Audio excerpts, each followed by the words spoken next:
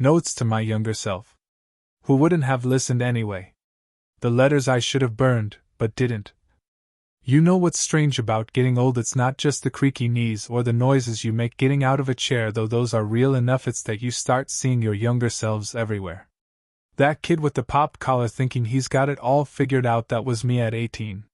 That man in the coffee shop scrolling through her phone with tears in her eyes wondering if she made the right choice, that was me too, 32, 41, 56.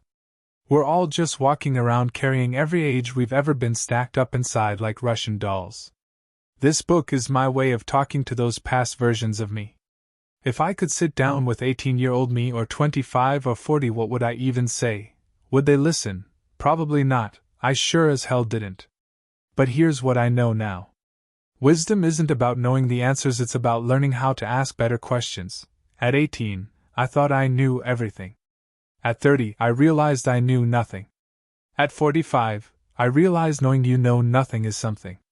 At 65, I think maybe the 18-year-old had a few things right. Not all of them, just not the ones he thought he did. Life is this endless back and forth between who you were and who you're becoming. The young me was so certain about everything. Love, success, what mattered, what didn't. He had this wild confidence that came from never having been truly wrong yet. Life hadn't knocked the wind out of him. Hadn't shown him yet that people leave, that plans fail, that the body gives up, that the mind can betray you. But he also had this hope. Not earned, not wise, just natural. He bounced back from everything because he didn't yet know some things don't bounce back. There's a kind of strength in that kind of ignorance, and sometimes I miss it. This book isn't about regret. Sure, I've got regrets, but regret is just hindsight without perspective. Even if you went back, you'd probably make the same mistakes because those mistakes made you who you are. What this is really about is something softer. Maybe grace, maybe understanding. It's about looking back at all those younger versions of myself, the arrogant ones, the broken ones, the ones who thought they'd healed but were just numb, and saying, I see you, I see what you were trying to do, and I see how hard you tried. Each chapter here is a letter to one of those past selves. Some are gentle. Some are the written version of grabbing that kid by the shoulders and shaking him awake, but all of them are honest. The kind of honest you can only be with distance because you can't see the shape of your life while you're in the middle of living it. I'm 65 now. My wife says I've gotten philosophical, which is her way of saying I talk too much at dinner. My kids, grown with kids of their own, just smile, that patient smile like, all right, Dad, we get it. And I watch them making some of the same mistakes I made, and I want to stop them, shake them, and tell them what I know, but I don't, or I try not to, because this is the truth. Everyone has to touch the hot stove for themselves. You can warn them. Tell them your stories, show them your scars, but they'll touch it anyway, and they should, because wisdom isn't passed down like furniture, it's earned. Through fire, through failure, through getting up again and again. So why write these letters if nobody listens anyway? Because maybe one night when you're up at 3 wondering if you've ruined everything, wondering if anyone else feels like this, you'll read something here and recognize the feeling, not the details maybe, but the ache, the hope, the fear, that sense that everyone else has it figured out and you're just barely holding it together. But here's what I know, nobody has it together, we're all winging it, pretending we planned this secretly, wondering what the hell we're doing. The arc of a life only makes sense in reverse. In the middle it's just noise. But looking back, I see the thread, I see how the heartbreaks, the losses, the triumphs and failures were all part of becoming, not a plan but a shape. Someone I can finally look at in the mirror without pride or shame. These notes are the path from the boy who thought he knew everything, to the old man who knows he doesn't and is finally okay with that. They're funny sometimes because life is absurd. They're brutal sometimes because honesty hurts, and I hope they're comforting too, because if I made it through all this and still find wonder in the world, then maybe you can too. You'll stumble hard. You'll make choices that seem smart at the time and look insane later. You'll love people who leave. You'll trust people who lie. You'll waste time on things that never mattered and ignore what did. But you'll learn bit by bit, not all at once. You'll change. You'll lose parts of yourself and find others you never knew were there. You'll keep becoming. That's the secret. You never arrive. You never stop growing. There's no finish line where you get to say you're done, and that's the whole point. These are my letters to the selves I once was. To the kid who thought he was invincible. To the man who thought he was broken. To all the versions of me who were just trying to figure it out. I can't go back and tell them, but maybe I can leave a light on for whoever is walking the same dark road. Write one short note to your younger self, not to fix them, but to thank them for surviving. You'll be surprised how much compassion that unlocks. If this first letter made you pause, imagine what the rest could do. Buy the full book for the version of you who still needs to hear these words. To my 18-year-old self, you're not as smart as you think. Kid, I see you there with that dog-eared copy of Nietzsche sticking out of your back pocket, and that smirk that says you've got it all figured out. You just quoted Sartre to your philosophy professor. Correctly, I might add, and you could feel the moment land, could see the other students looking at you with something you mistook for respect but was probably just mild irritation. You drove home at 2 a.m. with the windows down, music loud, feeling like you'd unlocked some secret door to understanding that everyone else was too dumb or too conventional to find. I hate to break it to you, but you're an idiot. Not because you're actually stupid, you're not. You've got a decent brain in that head of yours, and you've read more books than most kids your age. But here's the thing they don't tell you in high school, the thing you won't understand for another couple decades. Intelligence without humility is just arrogance with a better vocabulary. You think you're smart because you can win arguments. Because you can quote dead guys who had complicated thoughts about existence. Because you got a good SAT score and your teachers told you that you were gifted. But real intelligence, the kind that actually matters, the kind that helps you navigate this messy, complicated life, has almost nothing to do with being clever or well-read. Let me tell you what real intelligence looks like, and I promise you're not going to like it. Real intelligence is knowing when to shut up and listen. See, at 18, you think conversations are competitions. Someone says something, and you're already formulating your response before they finish talking. You're not listening to understand, you're listening for the weak point in their argument, the place where you can slide in your counterpoint like a knife between ribs. You think this makes you sharp. It doesn't. It makes you exhausting. I remember so clearly, this argument you're going to have with your dad about politics. You'll come home from college for Thanksgiving, full of new ideas from your freshman sociology class, and you'll explain to him, in excruciating detail, why his views on welfare are outdated and problematic.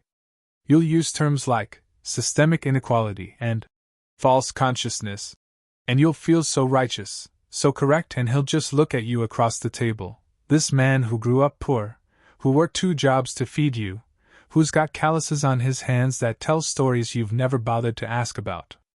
He'll look at you, and he won't argue back. He'll just nod and change the subject. You'll think you won. You didn't. You just proved you'd rather be right than have a relationship. Here's what you don't know at 18.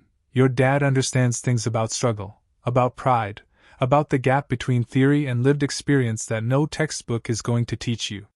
He's not less intelligent than you. He's just intelligent about different things. Things that matter. But you can't see that yet because you've confused education with wisdom, vocabulary with understanding. You think you're deep because you stay up late pondering existential questions. What is the nature of consciousness? Does free will exist? Is there inherent meaning in the universe? Big, important questions. Very impressive. You'll smoke cigarettes you don't really enjoy and have these questions with other 18-year-olds who are also pretending to enjoy cigarettes, and you'll all feel very sophisticated and philosophical. But you know what you never think about? You never think about how your mom feels when you barely call home. You never wonder what your little sister needs when she asks if you want to watch a movie with her, and you say you're too busy. You never consider that your girlfriend might interpret your silence differently than you intended, that when you get lost in your own head for days, she's not experiencing thoughtful depth, she's experiencing abandonment. The big philosophical questions are easy, kid. They're abstract. They don't require you to change anything about yourself or admit you're wrong. The small, human questions. How are you feeling? What do you need? Did I hurt you? Those are the hard ones. Those require humility. Those require you to acknowledge that other people's realities are just as valid as your own, even when they contradict your carefully constructed theories about how the world works. You're going to meet a guy at your summer job, Kenny, a mechanic who never finished high school. And you're going to be polite to him, but internally, you're going to feel superior. He doesn't read books. He can't discuss Kant's categorical imperative. He listens to country music, for God's sake, but here's what Kenny knows that you don't. He knows how to fix the thing that's broken. When the copier jams, when someone's car won't start, when the toilet in the break room starts flooding, Kenny knows what to do. He doesn't theorize about it. He doesn't need to understand the philosophical implications of internal combustion. He just fixes it. And more than that, Kenny knows how to talk to people. Really talk to them. He asks questions and actually listens to the answers. He remembers that Maria's daughter is starting college, that Tom's going through a divorce, that the new kid is nervous and needs someone to show him around. Kenny makes people feel seen in a way your brilliant philosophical insights never will. You'll work that whole summer with Kenny and never really talk to him, never think to ask him about his life, his thoughts, his dreams. Because you've already decided he has nothing to teach you.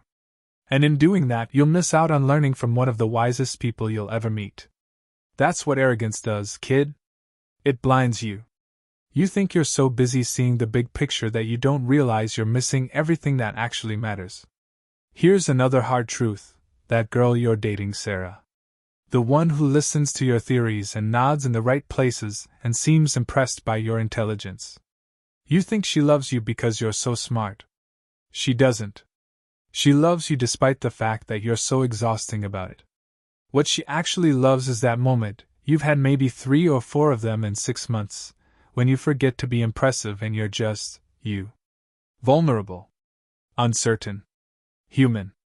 But you're so busy maintaining this image of yourself as the smart one, the deep thinker, the guy who's figured it out, that you only let her see the real you by accident, and eventually, she's going to get tired of dating your performance, and leave for someone who's actually present, actually listening, actually there, and you're going to be devastated. You're going to write terrible poetry about it, God, such terrible poetry, and you're going to frame it as this profound tragedy, this intellectual loss. She didn't understand me, you'll say. She couldn't appreciate my depth. She understood you just fine. She understood that you were more interested in being right than being close. She understood that you valued winning arguments more than winning her trust. She understood you better than you understood yourself, which is why she left. The thing about being 18 and thinking you're smart is that you confuse knowledge with wisdom. You think because you've read about something, you understand it. You've read about love, so you think you know what it is.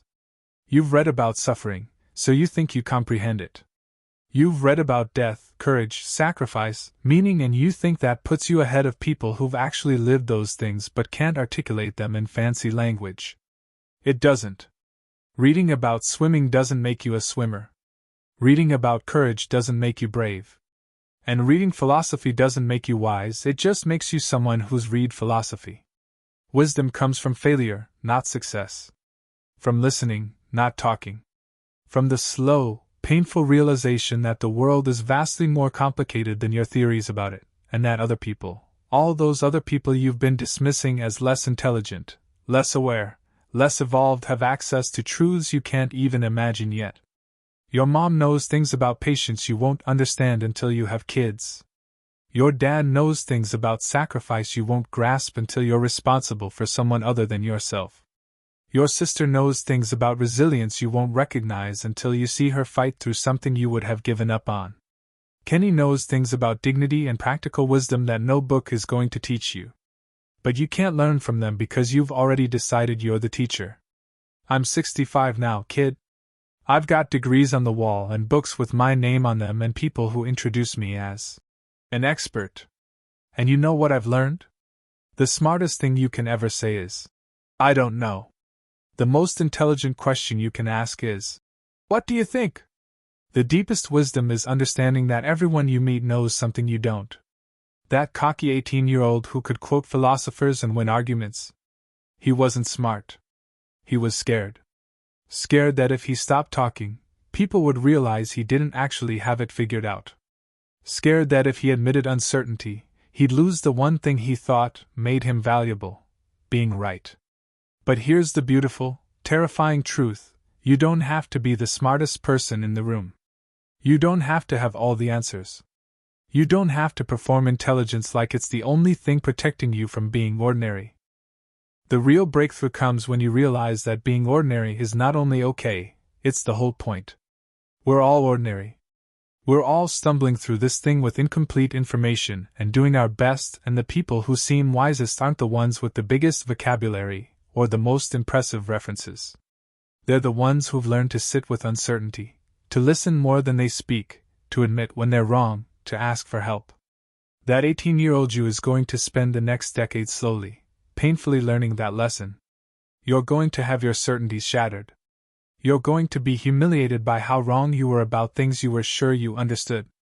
You're going to watch people you dismissed as simple or conventional handle crises with grace you couldn't muster. You're going to realize that you hurt people who loved you because you were too arrogant to really see them. It's going to be hard, kid. Harder than any philosophy final or intellectual debate. Because it's one thing to be wrong about an idea. It's another thing to realize you've been wrong about who you are, but here's the grace in it: you'll survive. You'll become humbler. You'll learn to listen. You'll discover that there's more joy in being curious than in being certain, more growth in admitting ignorance than in defending your intelligence. You'll eventually understand that the smartest thing you ever did wasn't quote Nietzsche or win that argument. It was finally learning to shut up and pay attention to the people around you. So if I could go back and tell you anything, it would be this: put down the philosophy book once in a while.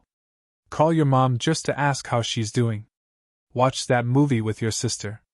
Ask Kenny about his life. Tell Sarah that you're scared and uncertain and have no idea what you're doing. Be wrong out loud.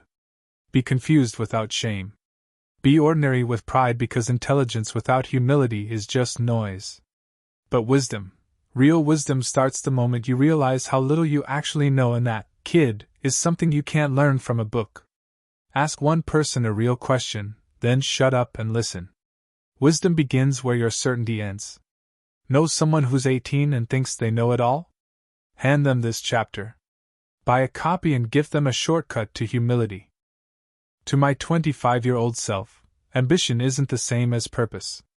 Look at you. Running on 4 hours of sleep, third coffee of the day, checking your phone every 30 seconds like the next email might be the one that changes everything. You just got promoted, associate to senior associate, like that means something. And maybe it does, in the small world of that office where everyone's playing the same game, climbing the same ladder, pretending the view from the next rung up will finally be worth it. You're 25 and you're exhausted. Bone deep, soul tired, exhausted. But you tell yourself this is what success looks like. This is what winners do. They hustle. They grind. They sacrifice their 20s on the altar of their 30s, trusting that someday, somehow, all this will pay off. I need to tell you something, and you're not going to want to hear it. You're sprinting up a ladder that's leaning against the wrong damn wall. I know. You think I'm just old and tired, that I've lost my edge, that I've settled. From where you're standing, slowing down looks like giving up. Rest looks like weakness. And questioning whether this is the right path? That's not even an option, because you've already invested so much. 4 years of college aiming at this, 2 years of grinding as an associate, every weekend sacrificed, every friendship neglected, every phone call home cut short because you had to get back to work. That's called the sunk cost fallacy, kid. Just because you've invested everything in this direction doesn't mean it's the right direction. But at 25 you can't see that yet. You think momentum equals meaning. You think if you're moving fast enough, you don't have to ask where you're going. Let me tell you about ambition. Ambition is rocket fuel. It's powerful, it's explosive, it gets you off the ground. But here's the thing about rocket fuel: if you don't have a destination, you're just burning yourself up to go nowhere spectacular. You've got ambition in spades. You want to be successful, to make money, to have people respect you, to prove to everyone back home and maybe more importantly, to yourself, that you're somebody. You want the corner office, the impressive title, the salary that makes people's eyebrows raise when you mention it casually at high school reunions, but let me ask you something you haven't asked yourself. Why? What's it all for? To be successful, you'll say. Okay, but what's success? To make a good living. Sure, but what's a good life? To be respected. By whom? For what? See, you've never actually interrogated these goals. You've just accepted them, the way you accept gravity or traffic lights. The world told you this is what matters: the career, the trajectory, the upward mobility, and you believed it. Not because you chose it, but because everyone around you seemed to be running in the same direction, so it must be the right way. But ambition without purpose is just speed without direction. And you, my friend, are going very fast toward a destination you've never actually examined. I remember this Tuesday. It hasn't happened yet for you, but it's coming. You'll be at your desk at 9 p.m., everyone else has gone home, and you're finishing a presentation for a client meeting tomorrow. And you'll have this moment, just a flash, really, where you look up from your screen and think, I don't care about this at all. It'll scare you, that thought. You'll push it away immediately, tell yourself you're just tired, just stressed, that everyone feels this way sometimes.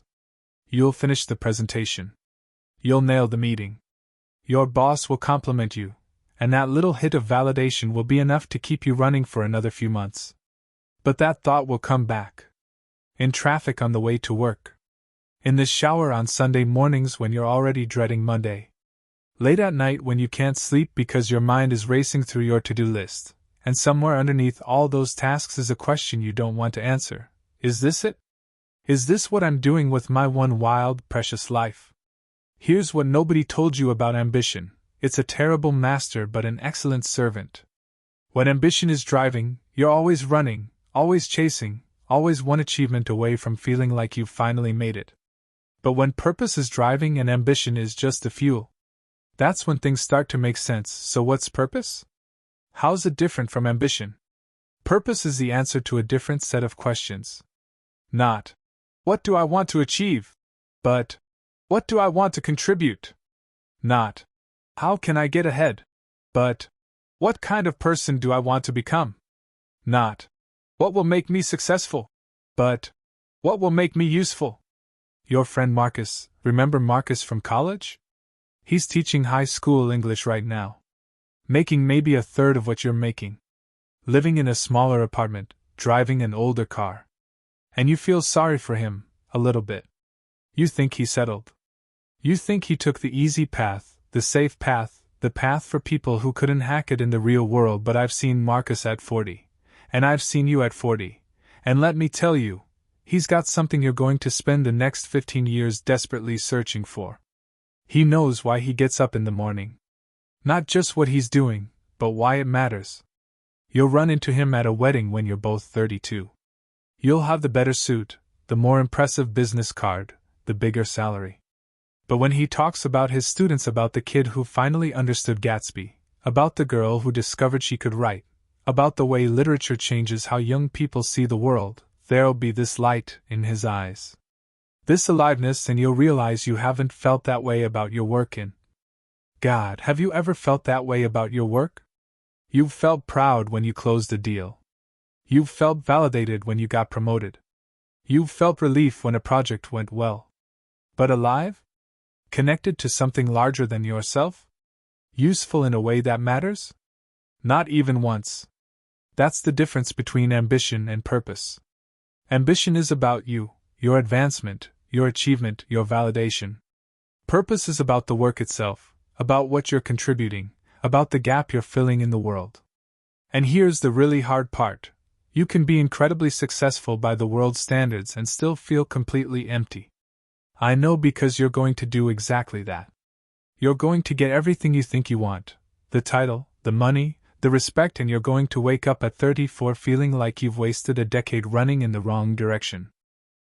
Let me tell you about Sarah.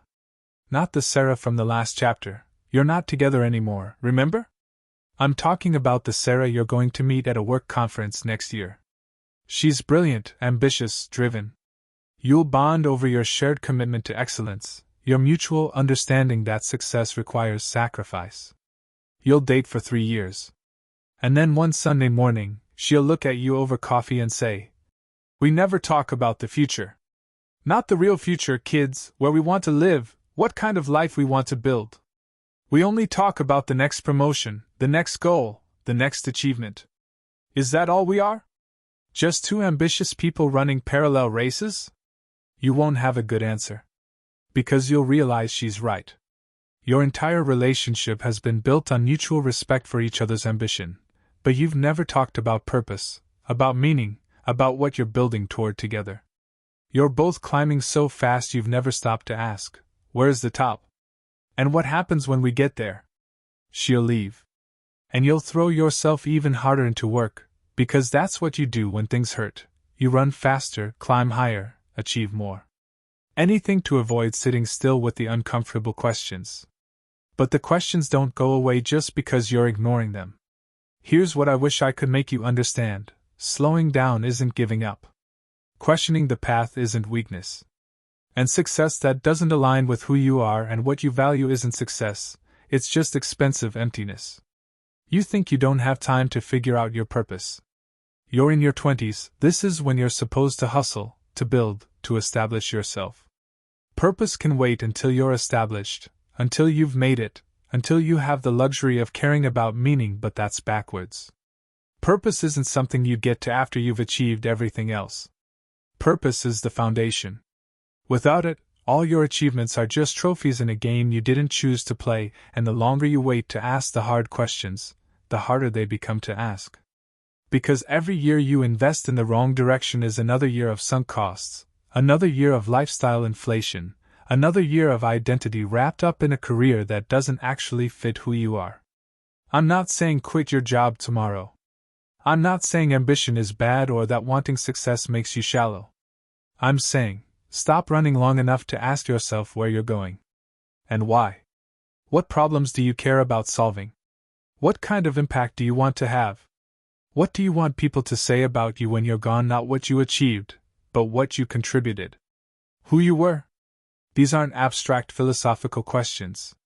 They're the most practical questions you'll ever ask, because they determine everything else: where you work, who you spend time with, how you define success, what trade-offs you're willing to make. Right now, you're making trade-offs you haven't examined.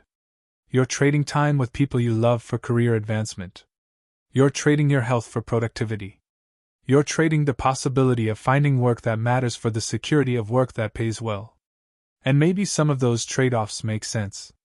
But you should at least know you're making them. You should at least ask, what am I building here? And is it worth what I'm sacrificing to build it? There's a moment coming when you're 31. You'll be in the hospital, don't worry, you'll be fine, but you'll have this health scare that comes from stress, from burning too hard for too long, from treating your body like an obstacle to productivity rather than the vehicle you need to get anywhere. And lying in that hospital bed, unable to check your email, unable to work, unable to do anything but exist, you're going to have a moment of clarity. None of it matters. Not the promotion, not the title, not the deal you've been obsessing over. If you die tomorrow, the company will replace you by the end of the month. But your nephew will grow up without you. Your parents will lose their son. Your friends will lose someone who used to show up, back before you got too busy. That moment of clarity will fade. You'll get out of the hospital and slowly drift back into old patterns. But it'll plant a seed, that moment. A question that will grow until you can't ignore it anymore. What am I doing with my life? I wish I could tell you that you figure it out immediately, that you have some dramatic revelation and change everything overnight. But that's not how it works. Purpose isn't found in a flash of inspiration. It's excavated slowly, through trial and error, through paying attention to what energizes you and what drains you, through noticing what problems you can't stop thinking about, what work makes you lose track of time. It takes you years. Years of false starts and wrong turns, and slowly, painfully realizing that the life you've been building isn't the life you want to live. But eventually you get there. You find work that matters to you, that connects to something larger than your own advancement. And when you do, you realize this is what you were looking for. Not success. Meaning. Not achievement. contribution. Not validation. Purpose. And here's the beautiful, frustrating truth: you could have started looking years earlier. You could have saved yourself so much time running in the wrong direction if you just stopped long enough to ask, is this the right direction? So that's what I'm asking you now, at 25, with your whole life ahead of you and your foot already on the accelerator: slow down. Not forever. Not even for long. Just long enough to ask yourself, what do I actually care about? Not what I'm supposed to care about, not what would impress people, but what genuinely matters to me. What problems keep me up at night? What injustices do I notice that others seem to ignore? What kind of work makes me feel most alive? What kind of person do I want to become? Not what kind of title I want to have, but what kind of human being? Patient or impatient? Present or absent? Someone people can count on or someone who's always too busy? If I died tomorrow, what would I regret not having done? Not achieved done? Not accomplished tried? These questions are uncomfortable. They don't have easy answers. And they might reveal that you're on the wrong path, which is terrifying when you've already invested so much. But I promise you, it's better to change course at 25 than at 45. It's better to question your direction before you've built a whole life on a foundation you don't believe in. Ambition is a tool. Purpose is a compass. Right now, you've got a powerful tool and no sense of direction. You're cutting through obstacles at incredible speed, but you have no idea if you're cutting toward anything worth reaching. Find your compass first. Then use your ambition to get there. The ladder you're climbing will still be there. The question is, will you choose a different wall? To my 30-year-old self. Stability isn't selling out. You're 30 now, and you're having what you won't call a crisis because you're too young for that, right? That's for 40-year-olds with sports cars and bad decisions. But there's this creeping feeling you can't shake, this sense that the walls are closing in, that the life everyone told you to want is starting to feel like a cage. You've got the good job now. The one with benefits and a 401k that you're actually contributing to. You've been with Jennifer for 2 years. Good, stable Jennifer who laughs at your jokes and doesn't mind that you're messy and wants to talk about moving in together, maybe getting a dog, maybe even, well, she hasn't said marriage yet, but it's there, hovering in the spaces between conversations. Your apartment is nice. Not exciting, but nice. You've got furniture that matches, dishes that aren't plastic, a coffee maker that costs more than your first car. Your parents are proud. Your friends are envious. On paper, you're doing everything right. So why does it feel like you're dying inside? Every Sunday night, you get this feeling in your chest, this tightness, this dread. Monday's coming. Another week of the same routine. Wake up, coffee, commute, work, commute, dinner, TV, sleep. Repeat. Repeat. Repeat until you retire or die, whichever comes first. You find yourself thinking about your early 20s with this aching nostalgia. Remember when life was unpredictable? When you'd go out on a Tuesday and end up at some stranger's party at 3 a.m.? When you dated that girl who was completely wrong for you but made you feel electric? When you quit that job without another one lined up because it was crushing your soul, and somehow you figured it out? That felt like living. This feels like existing. So you've started doing stupid things. Nothing terrible, you're not blowing up your life, not yet. But you're staying out later than you should. Flirting with that woman at work who definitely isn't as stable as Jennifer. Thinking about taking that job offer that pays less but sounds more exciting. Picking fights over nothing because at least fighting feels like something. Jennifer can sense it. She asks if you're happy, and you say yes too quickly. She mentions looking at apartments together, and you find reasons to postpone. She talks about the future, and you feel like she's describing a prison sentence: marriage, mortgage, kids, minivan, suburban death. You're terrified that if you settle down, you're settling for less. That peace is just another word for giving up. That stability is what happens when you stop being brave enough to want more. Let me tell you something that's going to sound crazy from where you're sitting: you're wrong. About all of it. I know. You think I'm just old, that I've lost my edge, that I've convinced myself that boring is okay because I don't have the energy for exciting anymore. You think settling down broke something in me, something wild and alive, and now I'm trying to make you okay with dying that same slow death. But here's what you don't understand yet: you're not running toward excitement. You're running from yourself. All that chaos you're nostalgic for? That wasn't freedom, it was avoidance. You weren't being spontaneous and alive, you were being scattered and afraid. Afraid of commitment because commitment means someone might actually see you. Afraid of routine because routine means you have to sit with yourself, day after day, without the distraction of drama and novelty. Afraid of peace because when things get quiet, you might have to face the questions you've been running from your whole life. You think stability is the enemy of authenticity. That the real you is the wild one, the unpredictable one, the one who doesn't play by society's rules. And that this settled, responsible version? That's a performance, a betrayal of who you really are. But what if, and stay with me here, what if the chaos was the performance? What if you were so busy being interesting that you never had to be genuine? So busy seeking the next thrill that you never had to ask what you actually wanted? So busy running that you never had to arrive? Let me tell you about your friend David. You haven't seen him much lately. He got married last year, bought a house in the suburbs, has a baby on the way. You've been feeling superior about it, a little bit.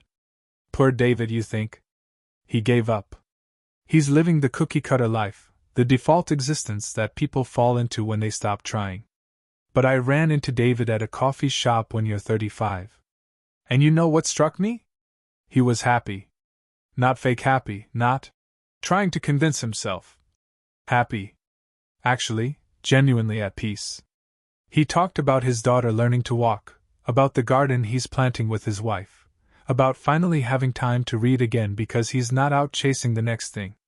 And you 35-year-old you, still single, still keeping your options open, still chasing that feeling of aliveness you keep thinking is just around the corner. You looked at him and felt something you didn't expect: envy. Because here's what you'll learn, eventually: calm isn't complacency. Peace isn't giving up. Stability isn't the death of excitement, it's the foundation that makes real excitement possible. When you're constantly in chaos, you're not experiencing life more fully. You're skimming the surface of it, never staying in one place long enough to go deep. You're collecting experiences but not actually having them, not really. You're running so fast that everything blurs together, and at the end of it, you can't remember what any of it meant because you were too busy moving to pay attention. But when you slow down? When you commit? When you stop running and actually stay in one place, with one person, long enough to build something? That's when life gets interesting. Not new restaurant, new city, new adventure. Interesting. Deeper than that. Who are we becoming together? What are we building that matters? How do we navigate this conflict that we can't just run from? Interesting. Jennifer is good for you. I know you're not sure about that. I know part of you thinks you could do better, could find someone more exciting, more mysterious, more something. But Jennifer sees you. Actually sees you, not the performance, not the persona. And that terrifies you because being truly seen is way scarier than being alone. She sees your insecurity masquerading as independence. She sees how you pick fights when things get too comfortable because you don't know how to handle intimacy without conflict. She sees that you're afraid not of commitment to her, but of commitment to yourself, to the idea that this might be enough, that you might be enough without all the drama and chaos. And instead of running like the smart women before her, she's staying. She's patient. She's waiting for you to stop sabotaging something good because it doesn't match your fantasy of what your life should look like. But you're going to lose her if you don't get your shit together. Not today, maybe not this year, but eventually. Because there's only so long someone can love a person who keeps one foot out the door, who treats stability like a trap instead of a gift. Here's what nobody tells you about your 20s. All that chaos, all that unpredictability, all those dramatic relationships and impulsive decisions, that was appropriate for your 20s. You were figuring yourself out, trying on different versions of who you could be. The chaos was the point.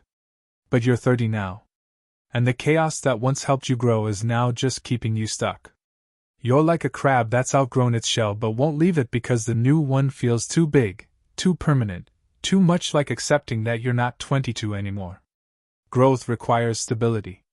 You can't build anything real, a career, a relationship, a sense of self on shifting sand. You need foundation. And foundation feels boring when you're used to earthquakes, but it's the only thing that lets you construct something taller than a house of cards. I'm not saying you have to be boring. I'm not saying give up adventure or spontaneity or excitement. I'm saying, stop confusing chaos with vitality. Stop thinking that peace means you've given up. Stop running from the best thing that's ever happened to you because it doesn't feel dramatic enough. The most radical thing you can do at 30 isn't quit your job and backpack through Asia. Anyone can run away. The most radical thing you can do is stay. Stay with the person who loves you. Stay with the job that's actually pretty good even if it's not your passion. Stay with yourself long enough to figure out who you are when you're not constantly in motion. Because here's the secret, you don't find yourself by seeking. You find yourself by stopping. All that restlessness you feel? That's not your authentic self trying to break free. That's your fear trying to keep you moving so you never have to look too closely at what you're running from. What are you running from? Let me tell you, because I've had 40 years to figure it out. You're running from the fear that this is it, that this normal, stable life is all there is, and if you accept it, you're admitting you're ordinary. You're running from the fear that if you stop being interesting and unpredictable, people won't want you anymore. You're running from the fear that peace might actually be what you need, but you've spent so long chasing chaos that you don't know how to sit still. Most of all, you're running from intimacy. Real intimacy. The kind that requires you to be known, not just exciting. The kind that means showing up day after day, in sickness and health, in boredom and joy, without the option to disappear when things get too real. That kind of intimacy is terrifying. It means you can't hide behind your persona. It means someone sees your weaknesses, your patterns, your fears. It means being ordinary and being loved anyway, not for what you achieve or how interesting you are, but just for being you. And you don't think that's enough. That's the core of it, isn't it? You don't think just being you, not performing, not achieving, not being fascinating is enough to be loved. So you keep moving, keep seeking, keep running, because if you're always in motion, no one can see that underneath it all, you're just a scared kid wondering if he matters. But Jennifer already sees that. She saw it on your third date when you let your guard down for 10 minutes and actually told her about your dad, about your doubts, about your fear that you're not good enough. And she didn't run. She moved closer. That's what love is, kid. Not the butterflies, not the drama, not the passionate fights and makeups that make you feel alive. That's infatuation. Love is someone seeing all of you, the boring parts, the scared parts, the parts you don't even like, and choosing to stay anyway. Love is showing up for dinner on Tuesday night when you're both tired and talking about nothing in particular, and somehow that feels like home. Love is boring Sunday mornings with coffee and the newspaper and comfortable silence. Love is routine that doesn't feel like a trap, it feels like relief. Finally, someone to come home to. Finally, a place to rest. But you can't rest yet. You're too afraid that resting means giving up. Let me tell you what happens if you keep running. You'll leave Jennifer not all at once, but slowly, through 1,000 small acts of sabotage until she finally gives up. You'll tell yourself you need to be free, to keep your options open, to not settle. And you'll have a few years of what you think is freedom. You'll date women who are more exciting, more unpredictable. You'll have adventures. You'll feel alive in that shallow, fleeting way you're addicted to.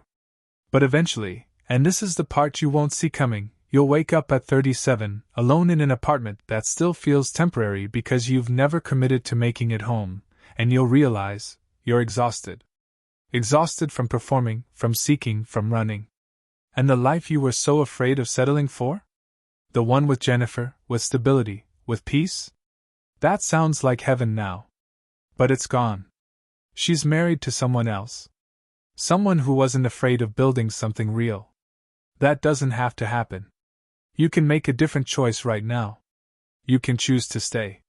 Not because you're giving up or selling out or settling. Because you're finally brave enough to stop running. Because you're finally ready to build instead of just seek. Because you've realized that the life you've been dismissing as boring is actually the one you've been looking for all along. Stability isn't selling out. It's growing up. And growing up doesn't mean death, it means depth. It means trading a mile wide for an inch deep. It means choosing substance over stimulation. The most alive you'll ever feel isn't at some party at 3 a.m. with strangers. It's holding Jennifer's hand in the hospital when her dad dies and knowing you're exactly where you're supposed to be. It's watching the sunset from your porch on an ordinary Tuesday and feeling grateful. It's building a life that's so solid, so real, that you don't need constant novelty to convince yourself you're living. That's what I want for you. Not excitement. Peace. Not chaos. Depth. Not endless options. One person who actually knows you. Call Jennifer. Tell her you're scared. Tell her you don't know how to do this stable adult relationship thing, but you want to try. Tell her the truth, that you're terrified settling down means settling for less, but you're more terrified of losing her because you were too much of a coward to stay. And then stay. Stay through the boring parts. Stay through the parts that don't feel like a movie. Stay through the Sunday mornings and the Tuesday dinners and the ordinary moments that don't look like much from the outside but feel like everything from the inside. Because that's where life is. Not in the highlights reel. In the quiet moments between. In the steady, unspectacular act of showing up, day after day, for someone who shows up for you. Stability isn't the death of excitement. It's the beginning of everything that actually matters. Stop running. Start living. To my 35-year-old self. Love isn't a fix. So you married her. Not Jennifer, you let her go, just like I warned you would. But you found someone else. Rachel. Beautiful, complicated Rachel who seemed to understand you in ways no one else did. Who laughed at the darkness in you instead of trying to fix it. Who was as restless as you were, as hungry for something more. The wedding was beautiful. Everyone said so. Your mom cried. Your friends gave toasts about how you'd finally found the one. And standing there at the altar, looking at Rachel in that dress, you believed it too. You believed you'd finally figured it out.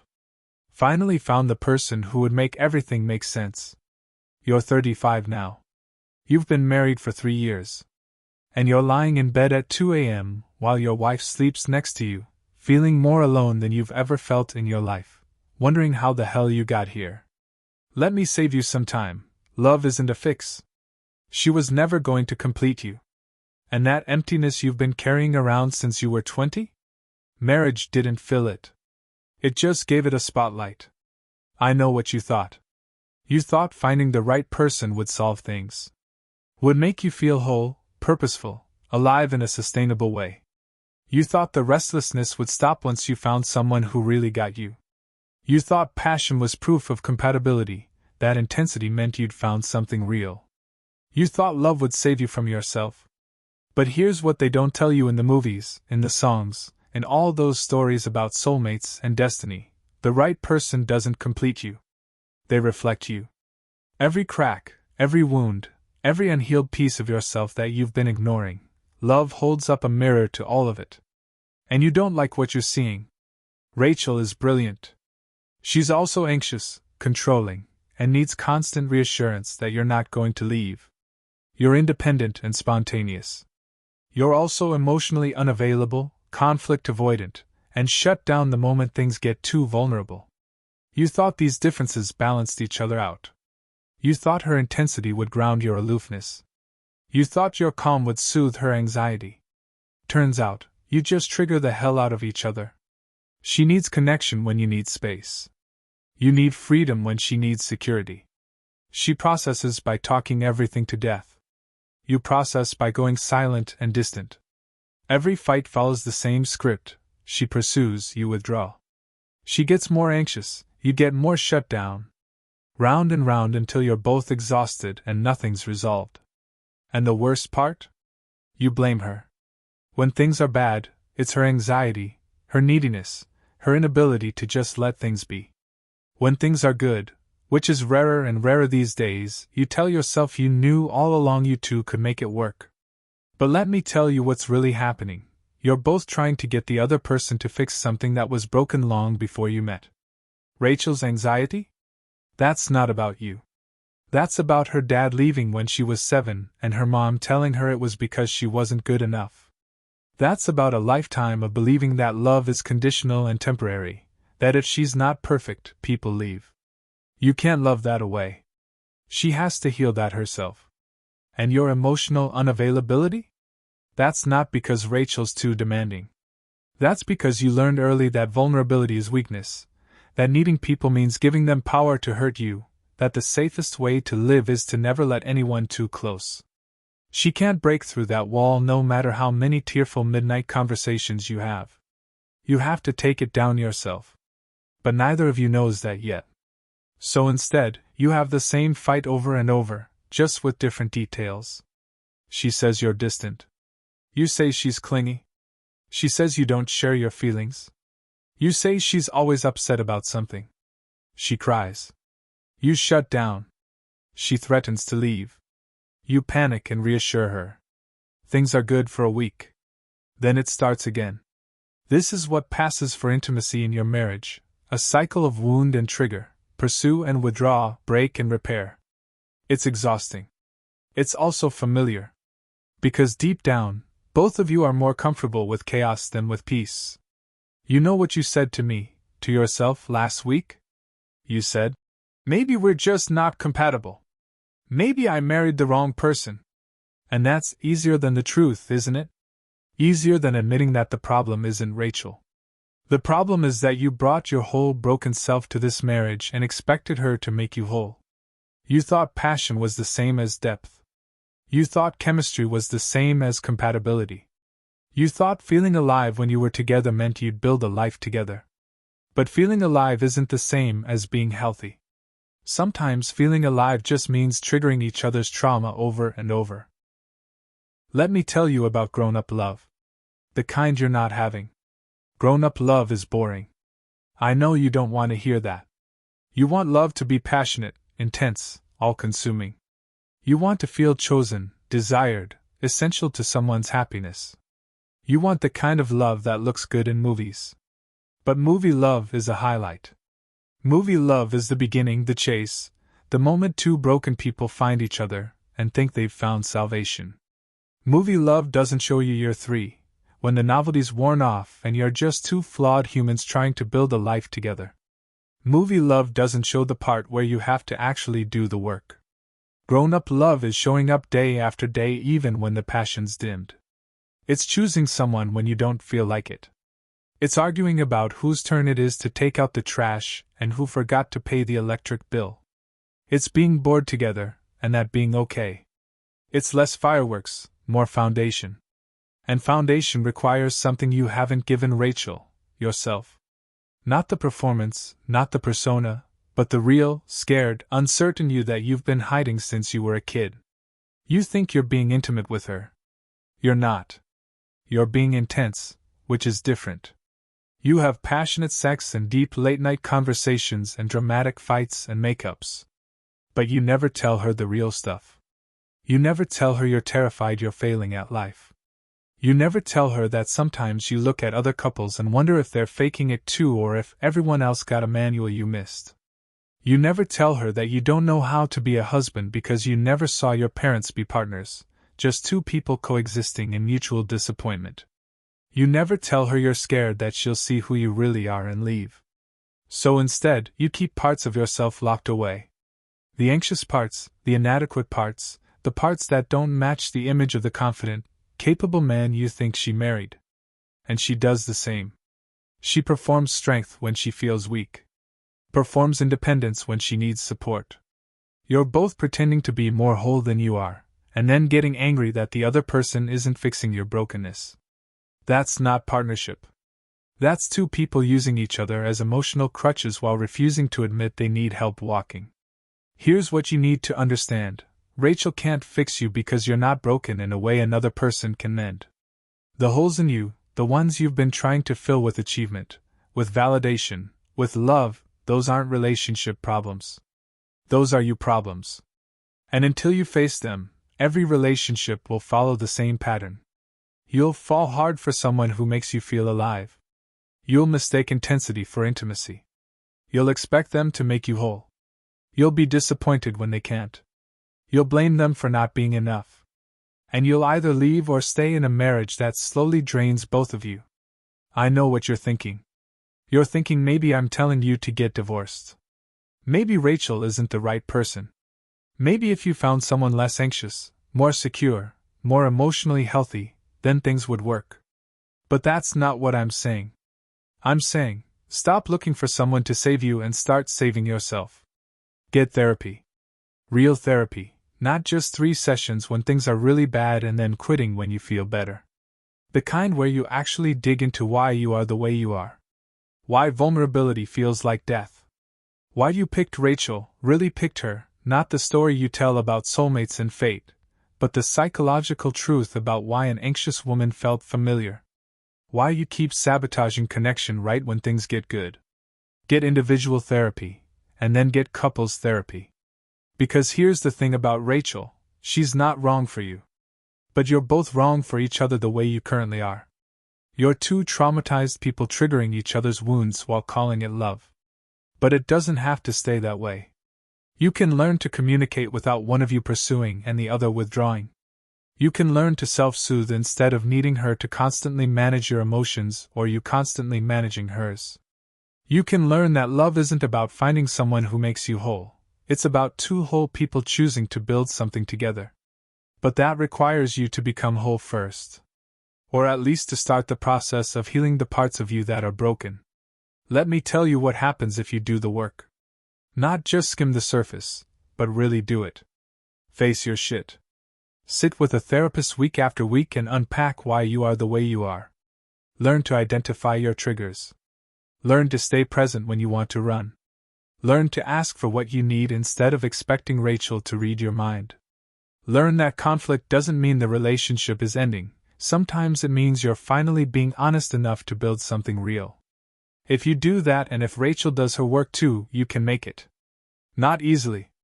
Not without more hard conversations and painful realizations and moments where you both want to quit. But you can build something solid. Something that's not based on intensity and drama, but on actual partnership. 2 people who see each other clearly, wounds and all, and choose each other anyway. That's grown-up love. It's not passionate in the way you thought love should be. It's deeper than passion. It's someone holding your hand while you face the worst parts of yourself and not letting go. It's you doing the same for them. But it requires something you've been avoiding your whole life, actually being vulnerable.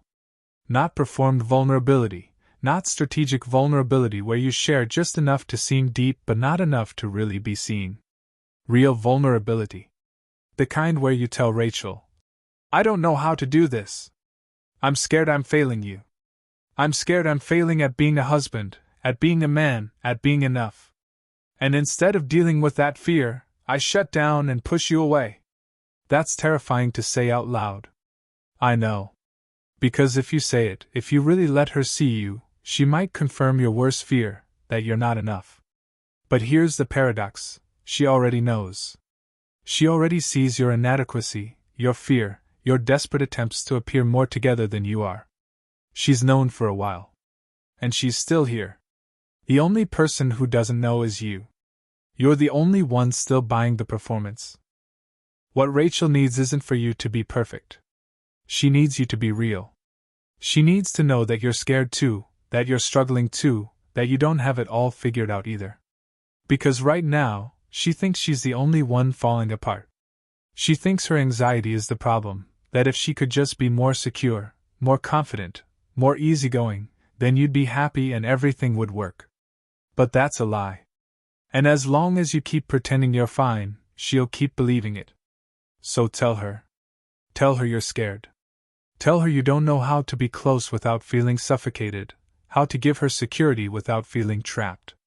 Tell her you married her hoping she'd make you feel less empty, and you're starting to realize that's not her job, it's yours. Tell her you want to do the work.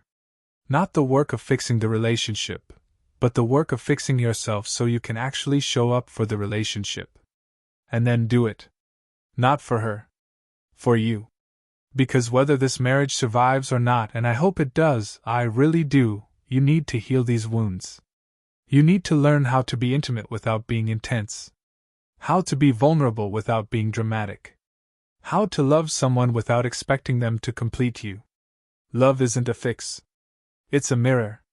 And if you're brave enough to look at what it's reflecting, if you're willing to do the hard work of healing instead of the easy work of blaming, you might just build something real. Not perfect.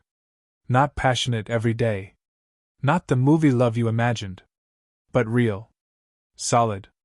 The kind of love that lasts not because it's easy, but because both people chose to stay and do the work even when it's hard. That's the love that's available to you. But you have to stop running first. Stop performing. Stop expecting Rachel to be your salvation. And start becoming the person who doesn't need saving. To my 40-year-old self. The kids will be fine, mostly. You're 40 now, and you've got 2 kids. Emma just turned 7, Jake is 4. And you're terrified. Not the obvious stuff, not that they'll get hurt or sick, though God knows you worry about that too. You're terrified that you're ruining them. Every decision feels massive. Every mistake feels permanent. You lost your temper this morning because Jake spilled juice for the 3rd time and you yelled, really yelled, and the look on his face, that wounded confusion, that's going to haunt you all day. All week, probably. You'll apologize later, overcompensate with extra stories at bedtime, but the guilt will sit in your chest like a stone. Because you remember every time your dad yelled at you. How small it made you feel. How you promised yourself you'd be different, you'd be patient, you'd be the kind of father who never loses it over spilled juice. And yet here you are, 40 years old, becoming your father in the exact ways you swore you wouldn't. Let me tell you something that's going to sound wrong at first, maybe even cruel. The kids will be fine. Mostly fine. Not perfect, not undamaged, not exactly the way you're trying to engineer them to be. But fine. Better than fine, actually. And you need to hear that, because right now you're parenting like every moment is an audition for Father of the Year, like one wrong move will shatter them permanently, like love and vigilance and constant course correction can somehow produce perfect humans who never struggle, or hurt or blame you for their problems. It can't. It won't. And trying to make it happen is exhausting you and confusing them. You know what Emma said to Rachel last week? She said, "Why is Daddy always worried?"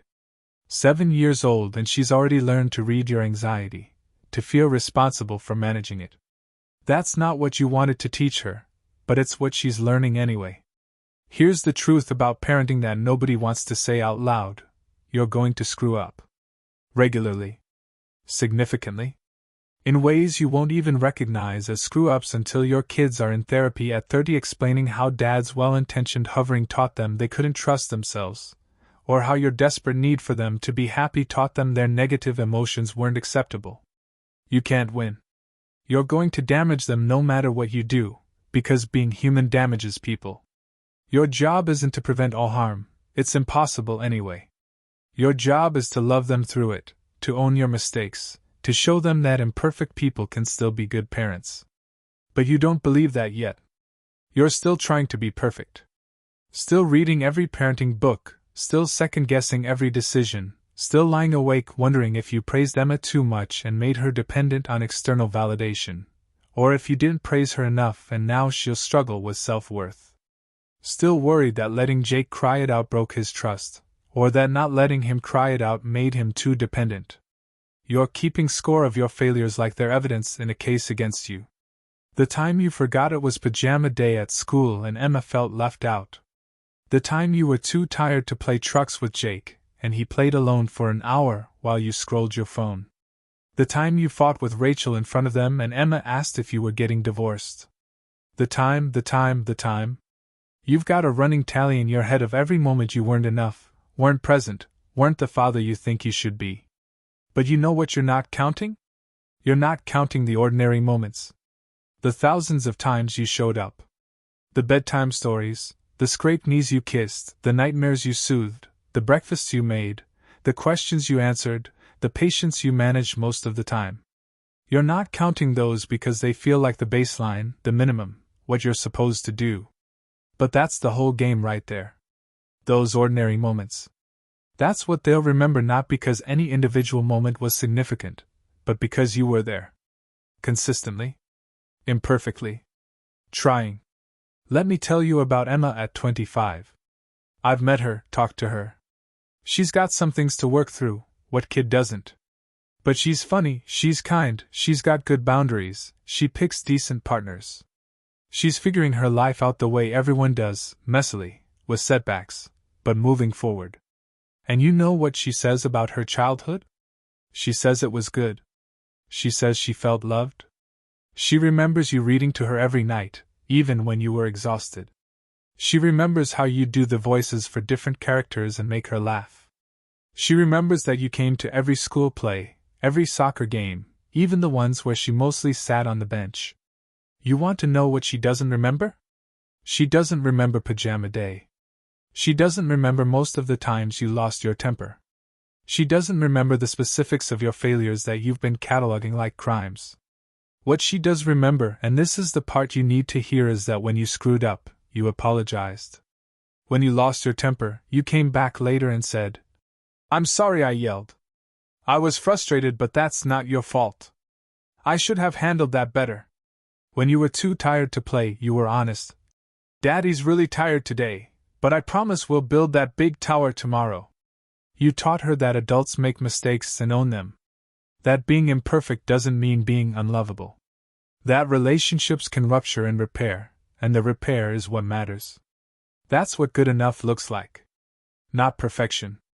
Repair. But at 40, you can't see that yet. You're still in the thick of it, still convinced that every decision is critical, that you're either getting it right or ruining them. Let me talk about Jake. Sweet, sensitive Jake, who cries easily and needs more reassurance than Emma ever did. You worry about him constantly. Worry that he's too soft, that the world's going to eat him alive, that you need to toughen him up somehow. Or maybe that you need to protect him more. You can't decide which, so you oscillate between both, confusing him and yourself. Here's what you need to know: Jake is going to be fine. His sensitivity isn't a flaw you need to fix, it's who he is. Some kids are tougher, more resilient, bounce back easy. Jake isn't one of them. He feels things deeply. That's going to be hard for him sometimes. It's also going to make him empathetic, intuitive, the kind of person people trust with their hearts. Your job isn't to change him. It's to help him understand himself, to give him tools to navigate a world that isn't always gentle with sensitive souls. To show him that being tender isn't weakness, it's courage. But you keep trying to make him braver, more outgoing, less clingy. You push him towards sports he doesn't enjoy because you think he needs to be around tough kids. You get impatient when he cries over things that seem small to you. You love him desperately, but you're also slightly disappointed that he's not more like you imagined a son would be. And he feels that. Kids always do. They can't articulate it yet, but they feel the gap between who they are and who their parents want them to be. So let me save you some time and save Jake some therapy. Accept him. Not the theoretical future version of him who's confident and tough. Him. Right now. The kid who needs extra hugs, who gets overwhelmed at birthday parties, who'd rather draw than play soccer. Tell him. You feel things deeply, and that's okay. That's good, actually. The world needs people like you. Stop treating his sensitivity like a problem to solve. Because here's what happens if you don't. Jake at 16 is going to start hiding who he is. He's going to learn that his real self isn't acceptable, so he'll perform toughness, push down feelings, become someone else to earn your approval. And that split between who he is and who he pretends to be? That's going to cost him years of his life to heal. Or you can accept him now. Let him be soft. Teach him that soft doesn't mean weak, that crying doesn't mean broken, that needing people is human, not pathetic. That's what he needs from you. Not for you to change him. For you to see him. Same with Emma. She's 7 and she's already performing. She's learned that being happy and easy makes you less worried, makes life smoother. So she stuffs down her harder emotions, The anger, the jealousy, the sadness, and shows you the version of herself that she thinks you want to see. And you're letting her. Because difficult Emma is exhausting, and happy Emma is such a relief. But every time you unconsciously reward her for being easy and get frustrated when she's hard, you teach her that her full self isn't acceptable. Last week she told Rachel she was fine about not getting invited to that birthday party. But she wasn't fine. She cried in her room for an hour, quietly, so you wouldn't hear. Because she's learned that her sadness makes you uncomfortable, makes you try to fix it with logic and perspective when she just needs you to say, "That really hurts, doesn't it?" You're so busy trying to protect them from pain that you're teaching them pain isn't allowed. But pain is part of life. Disappointment, rejection, failure, loss, they're coming whether you like it or not. You can't shield them from it all. What you can do is teach them how to move through it. How to feel hard things without breaking. How to ask for help. How to be honest about struggle. But to teach them that, you have to model it. And right now, you're modeling something else. You're modeling that adults have it together, that struggle is shameful, that you should hide your hard stuff and only show your competence. Jake asked you last month if you ever get scared. And you said no, because you wanted to be strong for him. But that was a lie, and a missed opportunity. You could have said, "All the time, buddy. Everyone gets scared." But being brave doesn't mean not being scared, it means doing the thing anyway. Emma sees you checking your phone constantly, distracted, stressed about work. And when she asks if you're okay, you say, "I'm fine," and ruffle her hair and change the subject. But she knows you're not fine. She can feel your stress in the air like electricity. And by not naming it, by pretending everything's great, you teach her that the story matters more than the truth. What if instead you said, "I'm stressed about work stuff, but that's not your problem to solve. Sometimes grown-ups have hard days too. But I'm okay, and I'm glad I get to hang out with you tonight." That's honest. That's real. That teaches them that struggle exists, and it's manageable. That you can be stressed and still be okay. That hard emotions aren't emergencies. Your kids don't need you to be perfect. They need you to be real. They need you to apologize when you screw up and mean it, not the rushed sorry you toss over your shoulder as you're walking away, but actual eye contact and, "I was wrong to yell. That wasn't okay. You didn't deserve that." They need you to admit when you don't know something. Emma asked you about death last week, and you stumbled through some answer about heaven that you don't actually believe because you panicked. What if you'd said, "That's a big question. I don't know exactly what happens, but here's what I think." And then been honest? They need to see you struggle sometimes and recover. Fail and try again. Be uncertain and figure it out. Because if all they see is your competence, your control, your performance of having it together, what do they learn? They learn that's what adults are supposed to be. And when they inevitably struggle, because they will, because everyone does, they'll think something's wrong with them. They'll think everyone else has it figured out, and they're the only ones falling apart. That's the legacy of perfect parenting, kids who are terrified of being human. So stop trying so hard. Stop reading parenting books like they're instruction manuals for a bomb you're trying to defuse. Stop treating every moment like it's going to define their entire psychological future. Stop keeping score of your failures. Your kids don't need the father you're trying to be. They need the father you are, flawed, tired, trying his best, sometimes succeeding and sometimes failing, but showing up anyway. They need to see you be human so they can learn to be human too. Look, you're going to screw up. You're going to lose your temper again. You're going to miss signals they're sending. You're going to be too harsh sometimes and too soft other times. You're going to say the wrong thing, make the wrong call, wish you'd handled something differently. Join the club. That's every parent who's ever lived. The question isn't whether you'll make mistakes. You will. The question is, what will you do with them? Will you beat yourself up and vow to be better, creating this performance of perfection that your kids can never live up to? Or will you model something more useful, acknowledging the mistake, repairing the relationship, forgiving yourself, trying again?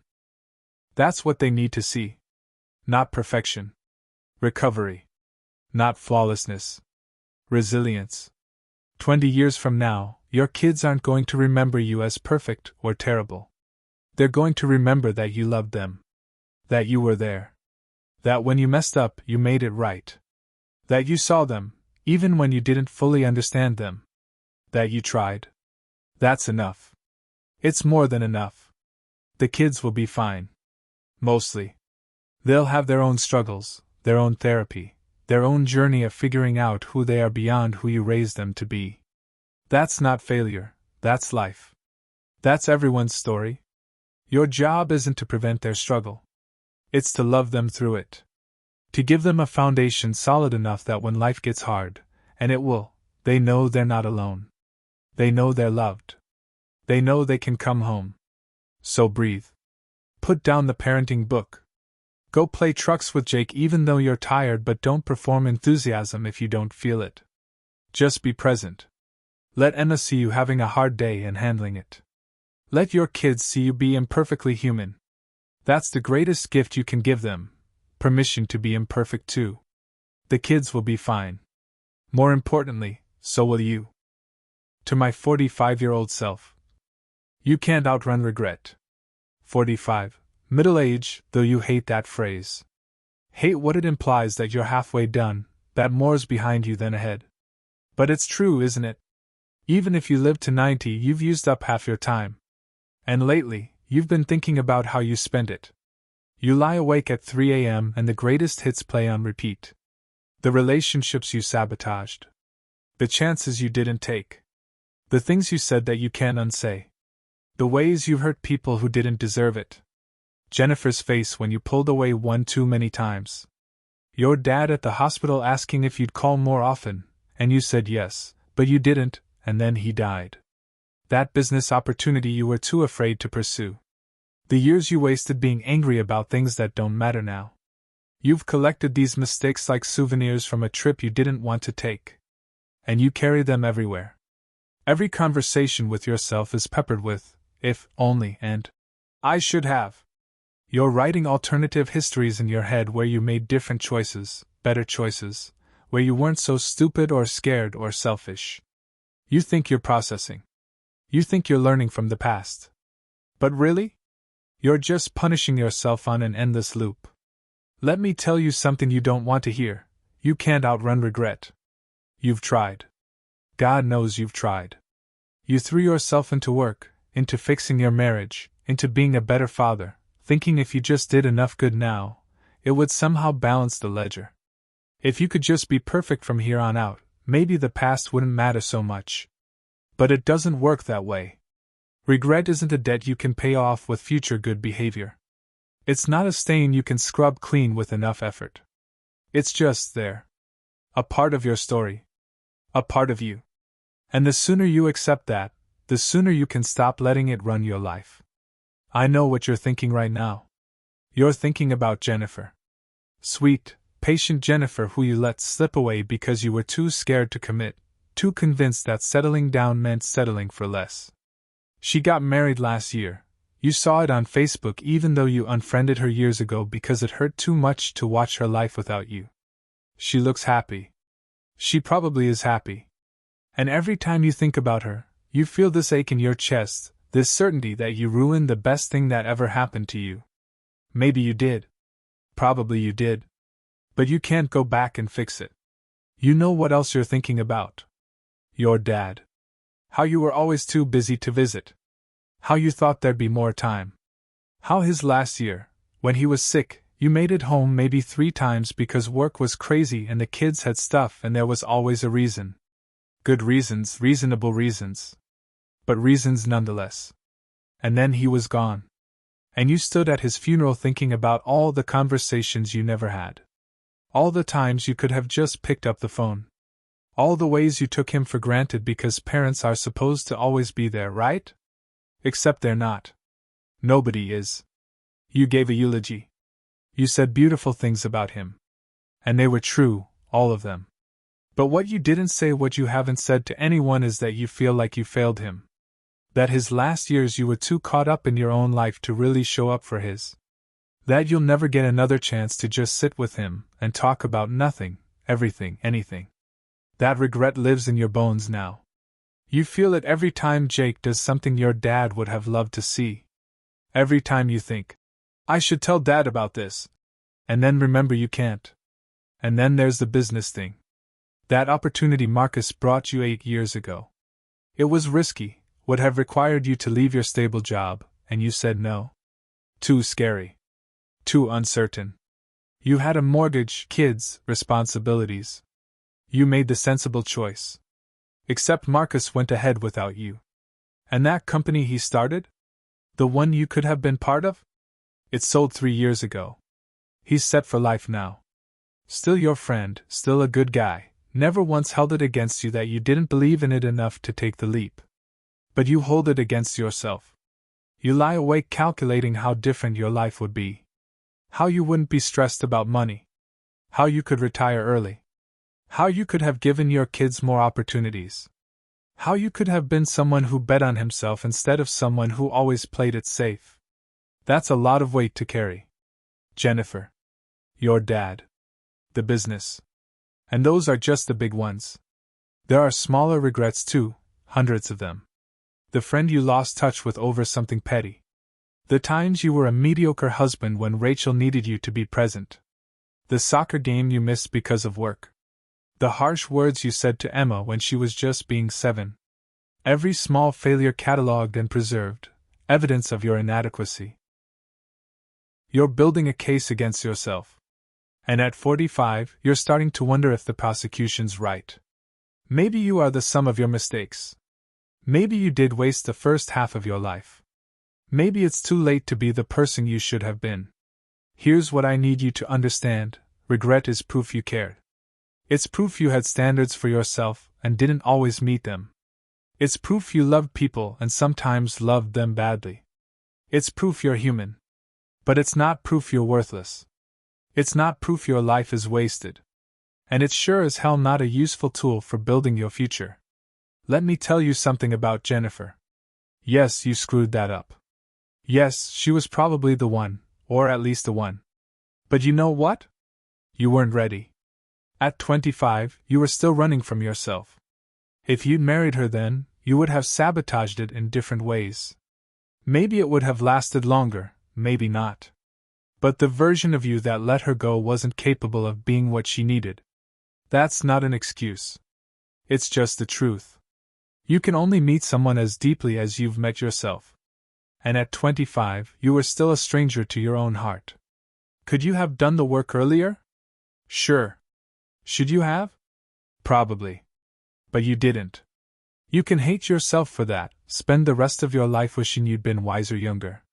Or you can accept that growth has its own timeline, and yours was slower than you wish it had been. The work you did in your 30s, the therapy, the painful self-examination, that made you the husband Rachel needed. The father your kids needed. It came too late for Jennifer, and that's sad. It really is. But it didn't come too late for everyone in your dad. God, your dad. I know you carry this one heavy. I know you lie awake thinking about all the mischances, all the ways you prioritize the wrong things. I know you'd give anything for one more conversation, one more chance to tell him you loved him, to actually listen instead of half listening while checking your phone. But here's what you're forgetting. He knew. He knew you were busy, stressed, trying to build a life. He knew because he did the same thing when you were young, worked too much, missed things, did his best with what he had. He understood in a way you couldn't see then. Did he want more time with you? Of course. Would he have loved more visits, more calls?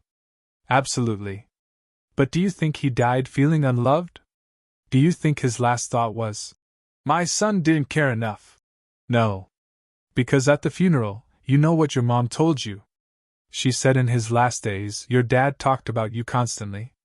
About how proud he was. About what a good father you'd become. About how you'd built a good life. He didn't die cataloging your failures. You're the only one doing that. And the business thing? Yeah, you missed out. That's real. Marcus made money you didn't make. He took a risk you didn't take. And maybe, in some parallel universe, you said yes and you're rich now and life is easier. But you know what else might have happened? The business could have failed. You could have lost everything. Your marriage might not have survived the stress. You might have had to uproot your family, and maybe Emma would have struggled with the move, and maybe that would have derailed her in ways that matter more than money. You don't know. You can't know. You're comparing your real life, with all its struggles and limits, to a fantasy life where everything would have worked out perfectly if only you'd been braver. But that's not how life works. Every choice forecloses other possibilities. When you choose one path, you're also choosing not to walk the others. That's not failure, that's being finite. Being human. You made the safe choice. Maybe that was fear, maybe it was prudence. Probably both. But it wasn't wrong. It was just a choice. One of thousands you've made. Some worked out, some didn't. That's life. Here's what regret does if you let it: it keeps you stuck. You're so busy looking backward, rehashing what you should have done differently, that you're missing what's in front of you. You're so convinced you wasted the first half of your life that you're in danger of wasting the second half too, not through action, but through paralysis. Through being so afraid of making more mistakes that you don't make any moves at all. That's what regret wants. It wants to convince you that since you've already screwed up so much, you might as well just play it safe, stay small, not risk anything else. It wants to anchor you to your past, make sure you never stray far from the scene of the crime. But you know what?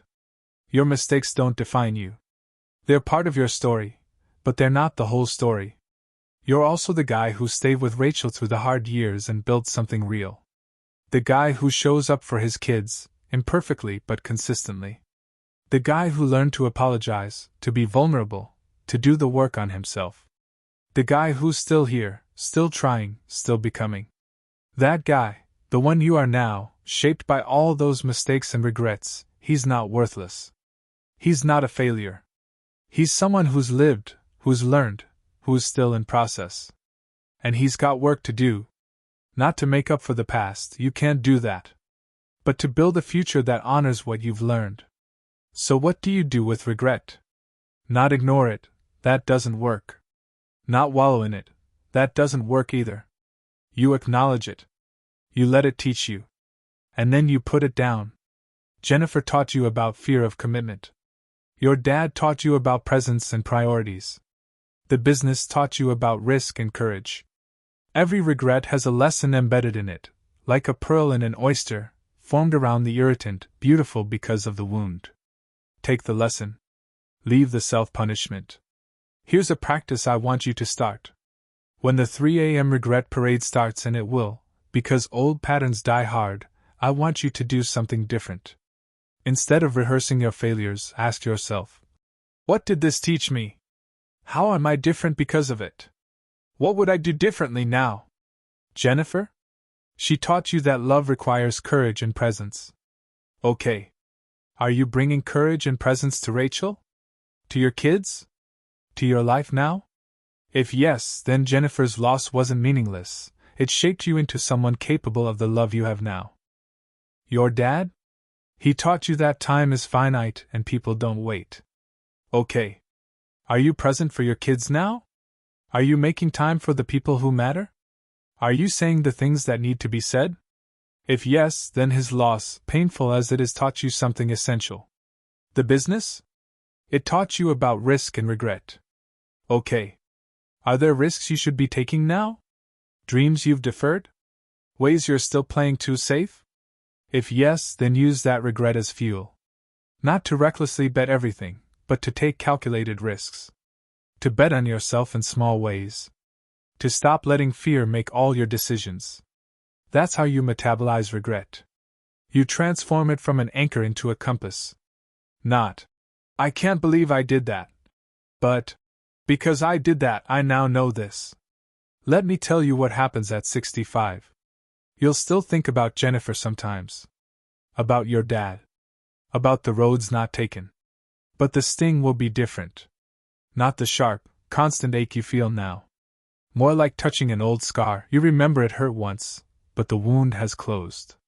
And you'll be grateful for what those mistakes taught you. You'll see how the person you became was shaped by your failures as much as your successes. Maybe more.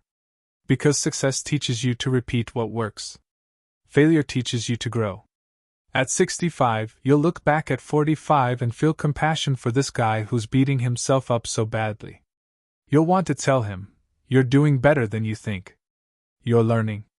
You're growing. The fact that you feel regret means you have a conscience, means you care, means you're trying to be better. That's not weakness. That's evolution. But you can't wait until 65 to give yourself that compassion. You need it now. At 45, in the middle of your life, with regrets behind you and choices ahead of you, you need to forgive yourself. Not in some abstract, spiritual way. Concretely. Specifically. For Jennifer. For your dad. For the business. For every small and large way you've been human and flawed and imperfect. You need to say to yourself, I did my best with what I knew then. It wasn't enough. I hurt people. I missed chances. I was scared when I should have been brave, and reckless when I should have been careful. I made mistakes I can't undo. And I'm still worthy of love, still capable of growth, still allowed to build a good life from here. That's not letting yourself off the hook. That's the only way forward. Because here's the final truth, you're going to make more mistakes. In the next 20 years, you're going to mess up in ways you can't anticipate yet. You're going to hurt people you don't mean to hurt. You're going to miss opportunities you'll wish you'd taken. You're going to be human, which means being imperfect, which means adding to your collection of regrets. That's unavoidable. The only way to have no regrets is to do nothing, risk nothing, love nothing. And that's not living, that's just waiting to die. So you have a choice. You can spend the second half of your life carrying the first half like a cross, punishing yourself for being human, staying small because you're afraid of making more mistakes. Or you can accept that regret is part of the deal. That you'll never be perfect. That you've screwed up and will screw up again. And that, despite all of that, you're still allowed to try. Still allowed to love. Still allowed to take risks and make choices and build something meaningful with whatever time you have left. The past is unchangeable. The future is unwritten.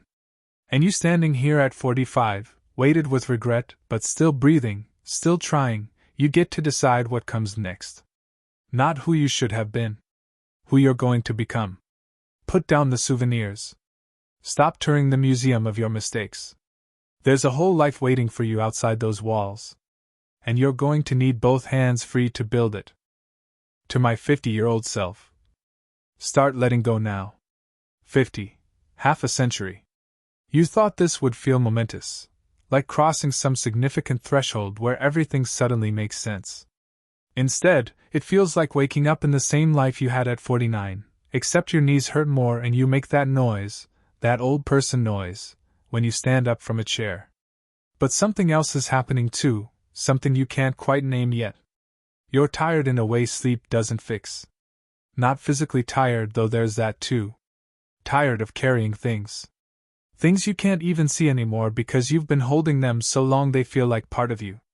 That grudge against your brother from 15 years ago, something about money and your mom's estate that never got resolved. You're still carrying it. You haven't spoken to him in 3 years, and if someone asked you to explain exactly what happened, you'd have to think for a minute. But the anger is still there, a low-grade hum in the background of family gatherings he doesn't attend. That identity as the ambitious one. The guy who is going places. You're still carrying it, even though you've been in the same position for 6 years now, and you're probably not getting promoted again. You're not moving up, you've plateaued. But you can't quite admit that to yourself, so you keep performing ambition you don't feel, chasing goals you don't actually want. That version of yourself as the young guy, the cool dad, the one who's still got it.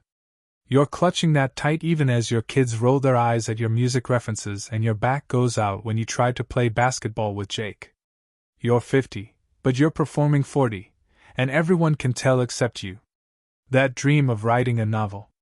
You've been talking about it for 20 years. Someday when I have time, you say. But you're not going to write it. You know that now, even if you won't say it out loud.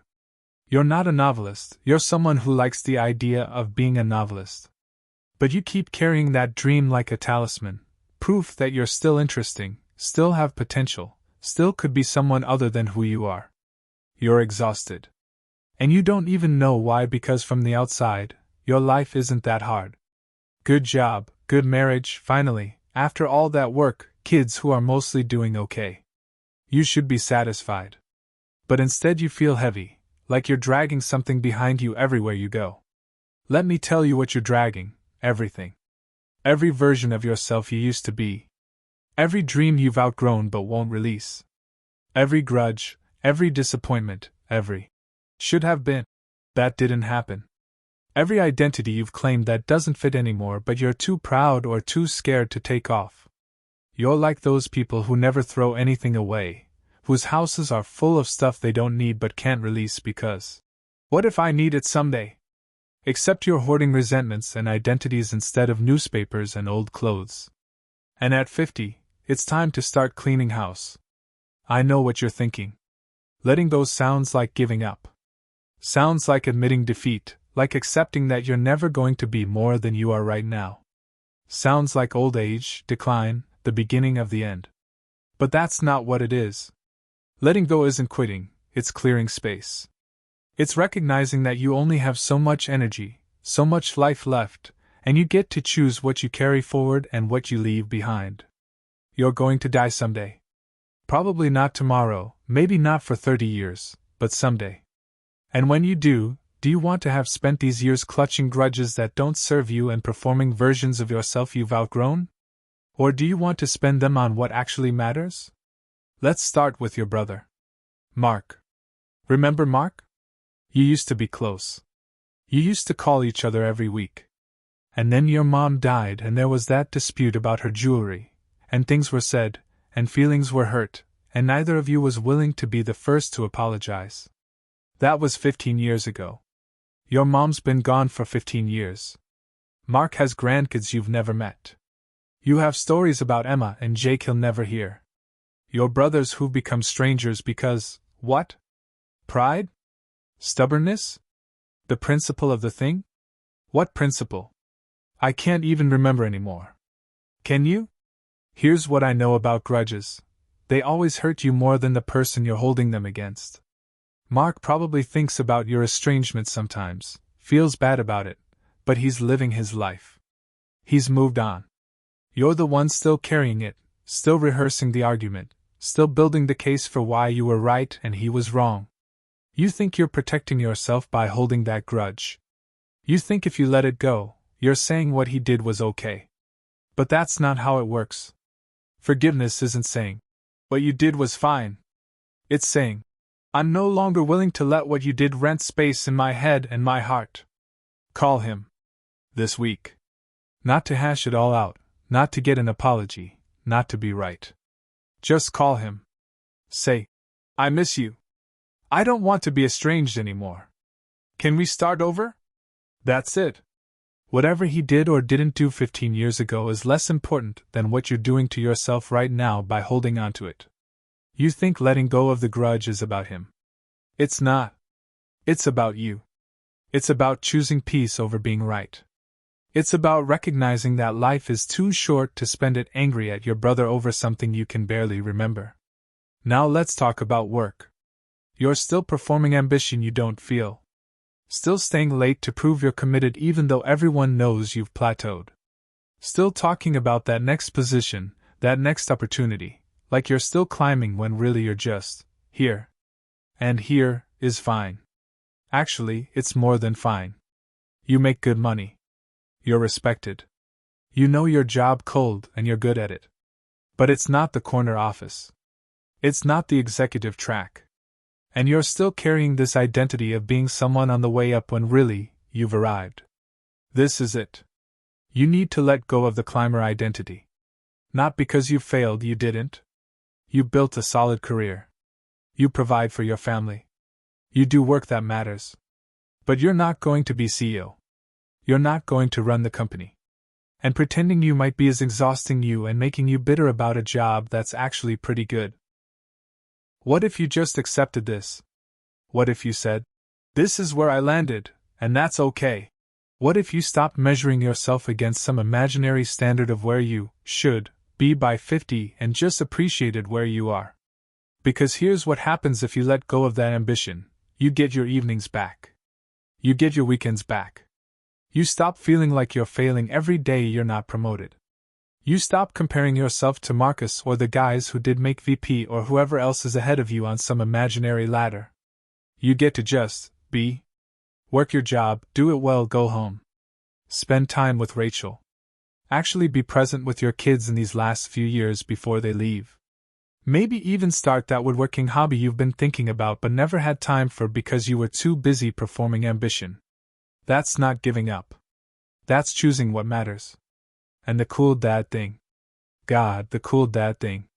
Jake is 21 now, Emma is 24. They love you, but they don't think you're cool. You're their dad. You were never cool to them. Cool isn't a category that applies to parents. And trying to relate to them like you're their peer instead of their father? It's awkward for everyone. You don't have to know their music. You don't have to use their slang. You don't have to prove you're still young and relevant. You're 50. You're allowed to be 50. You're allowed to listen to the music you like and wear the clothes you're comfortable in and not care whether it's cool. Because here's the secret: they don't want a cool dad. They want a solid dad. A dad who's comfortable in his own skin. A dad who's not trying to be something he's not. A dad who can be authentically middle-aged without apologizing for it. Let go of cool. Embrace dignity. There's a difference. And that novel. Oh, that novel. You've been saying you're going to write it since you were 30. 20 years of someday. 20 years of carrying it around like proof that you're not just some corporate guy. You're an artist, you're creative, you've got depths people don't see. But you're not going to write it. You know that now. Not because you can't, you probably could if you really wanted to. But because you don't actually want to. Not enough. Not more than you want to sleep in on Saturday mornings or watch TV with Rachel or go to Jake's games. Writing a novel requires sacrifice, time, energy, focus. And when it comes down to it, you're not willing to make those sacrifices. Which is fine. Which is honest. But you need to stop carrying it around like you're going to do it someday. Let it go. Not the creativity. If you want to be creative, be creative. Take a writing class. Write short pieces for fun. Start a blog nobody reads. But let go of the novel as identity marker, as proof of your specialness, as the thing that makes you more than what you are. You are enough without the novel. You were always enough without it. Here's what I'm really saying: at 50, you need to start distinguishing between who you are and who you thought you'd be. Between what you actually want and what you think you should want. Between what's truly important and what you're just carrying out of habit. You've spent the first 50 years accumulating. Accumulating achievements, identities, goals, grudges, should-haves and could-haves. You've been adding to yourself, building yourself up, trying to become more. Now it's time to subtract. To simplify. To let things fall away. This isn't decline. This is refinement. Like a sculptor removing everything that isn't the statue. You're removing everything that isn't essentially you, everything that doesn't serve the life you actually want to live. What do you want? Not what should you want, but what do you actually want? You want peace with your brother. You want time with your wife. You want to enjoy your work without the pressure to be more. You want to be present for your kids without trying to be their friend. You want to pursue interests for the joy of them, not for what they say about you. You want to spend less time performing and more time being. All of that is available to you. Right now. Today. But you can't pick it up until you put down what you're already carrying. Let me tell you what happens at 65, if you don't do this work now. You become bitter. You become that guy who talks about what he could have been, should have been, if only things had broken differently. You hold on to grudges until the people you're angry at die, and then you regret that you never made peace. You perform youth until it's pathetic. You chase goals you don't want just to avoid admitting you're done chasing. That's the path you're on right now. 15 more years of clutching things that are killing you. Or you can start letting go now. Not all at once. This isn't about some dramatic purge where you quit your job and forgive everyone and abandon all your dreams in a single day. This is about gently, gradually, loosening your grip. Start with one thing. Call Mark. Or admit you're not writing the novel. Or stop staying late at work to prove something nobody's asking you to prove. Just one thing. See how it feels to let go of something you've been carrying. I promise you, it feels like relief. Like setting down a heavy bag you didn't realize was weighing you down until it's gone. And then another thing. And another. Not because you're giving up, but because you're clearing space. Making room for what matters. Trading the weight of resentment for the lightness of forgiveness. Trading the exhaustion of performance for the ease of authenticity. Trading the burden of unlived dreams for the satisfaction of lived moments. At 50, you're old enough to know better and young enough to do better. You've got years left, good years, if you don't spend them clutching the past and performing futures that aren't coming. This is the turn. The hinge point. You can keep accumulating and performing and clutching for another 20 years. Or you can start the great simplification now.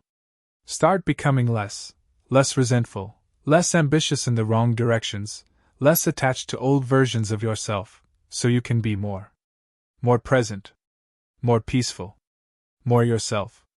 Rachel sees it, you know. She sees you carrying all this, and she wishes you'd put it down. She wishes you'd stop trying to be something and just be with her. Your kids see it too. They don't need you to be cool or successful or impressive.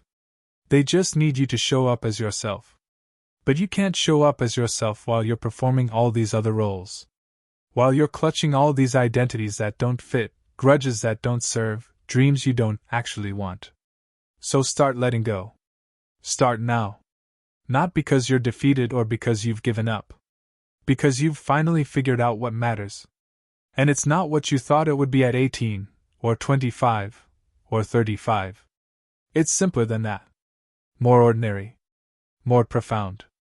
It's peace with your brother. Presence with your wife. Honest work without the need to prove yourself. Kids who know you. Hobbies you enjoy for their own sake. A life that's yours, not the one you thought you should have. That's what's waiting on the other side of letting go. Loosen your grip. Clear the space. Make room for the life you actually want to live. You've been holding on so tight for so long. It's time to open your hands. See what stays. See what falls away. See who you are when you stop trying to be everyone you thought you should be. I think you're going to like him. To my 55-year-old self. Health is the real wealth. You're 55 and you're sitting in a doctor's office waiting for test results. Nothing dramatic, probably nothing, the doctor said, but let's just run some tests to be sure. Your blood pressure's higher than it should be. Your cholesterol needs watching. That persistent pain in your lower back that you've been ignoring for 2 years? Turns out ignoring it doesn't make it go away. The doctor, who looks impossibly young, can't be more than 35, is typing notes into her computer and asking questions in that careful, non-judgmental tone they teach in medical school. How much do you exercise? How's your stress level? Are you sleeping well? Do you drink? How much? And you're sitting there in that paper gown that doesn't close right, feeling exposed in more ways than one, realizing, I've been treating my body like a rental car. Like something I could abuse and return at the end without consequence. Except there's no returning it. This is the only body you get. And you've got the maintenance records of someone who thought they were invincible. Let me tell you what's happening at 55 that you haven't fully acknowledged yet. Your body is presenting you with a bill. 35 years of late nights and bad food and stress you wore like a badge of honor, and exercise you were always about to start. Decades of coffee for breakfast and sitting at a desk 10 hours a day and 3 hours of sleep convincing yourself you were too busy to take care of yourself. The bill is here. And it's not going away. That back pain? That's from years of sitting hunched over a keyboard, from carrying tension in your shoulders like armor, from never stretching, never moving, treating your spine like it's made of steel instead of bone and nerve and tissue that needs attention. The blood pressure? That's from stress you never processed. From decades of swallowing anger instead of expressing it, from anxiety you medicated with work and alcohol instead of addressing, from a nervous system that's been in fight or flight mode so long it forgot what rest feels like. The cholesterol, the prediabetes warning, the extra 40 pounds you're carrying, all of it is your body trying to tell you something you haven't wanted to hear. You can't keep living like you're 25. You can't keep postponing health until you have more time, until work slows down, until things are less stressful. Because here's the truth, things are never going to be less stressful. Work is never going to slow down. You're never going to magically have more time. You have to choose it. Now. Today. Or you're going to spend your 60s and 70s paying compound interest on this bill. I know what you're thinking. You're thinking you'll start Monday. You'll join a gym, eat better, get serious about this. You've thought that before hundreds of times. January 1st, after vacation, after this project ends, after the holidays. You're always about to start taking care of yourself, which means you never actually do. Because taking care of yourself isn't a project with a start date. It's a practice. It's daily. It's boring. It doesn't have a dramatic before and after photo. It's just showing up, day after day, choosing the harder thing, the walk instead of the couch, the salad instead of the burger, the earlier bedtime instead of one more episode. And you haven't been willing to do boring. You've wanted the transformation without the tedium. The results without the routine. The health without the habit. Let me tell you about Frank. You remember Frank from work, right? Guy was a machine, worked 80-hour weeks, lived on coffee and ambition, never took a sick day. He was 52 when he had the heart attack. Survived it, barely. Spent 3 months in recovery and came back different. Quieter. Slower. Walks at lunch now, leaves at 5, talks about his grandkids instead of his deals. You thought he'd lost his edge. You felt a little superior, actually, a little relieved that you weren't that guy, that you still had your drive. But I've seen Frank at 68. He's retired, healthy, taking that trip to Italy he always talked about. Playing with those grandkids. Living. And you at 68? Well, we'll get to that. But spoiler alert, if you don't change course now, you're not taking any trips to Italy. You're taking trips to specialists. Here's what nobody tells you about your 50s. This is the decade where your choices start mattering in ways they didn't before. In your 20s and 30s, you could abuse your body and bounce back. In your 40s, it took a little longer but you still recovered. In your 50s, you're playing for keeps. What you do now or don't do is writing the script for your 60s and 70s. You want to play with your grandkids someday? You need to be able to get down on the floor and back up again. You want to travel with Rachel when you retire? You need the stamina for it. You want to be independent at 75, not a burden to your kids? Start now. Because here's the brutal math. Every year you wait makes it harder. Your metabolism is slowing. Your muscle mass is decreasing. Your flexibility is diminishing. Your bones are getting more brittle. Not might be are. Right now. While you're sitting there reading this and planning to start taking care of yourself someday. Let's talk about what that actually means. Taking care of yourself. Not some extreme makeover, not training for a marathon, not becoming someone you're not. Just basic maintenance on the only vehicle you've got. It means moving your body every day. Not exercising, that word is loaded, comes with images of gyms and sweat and suffering. Just moving. Walking.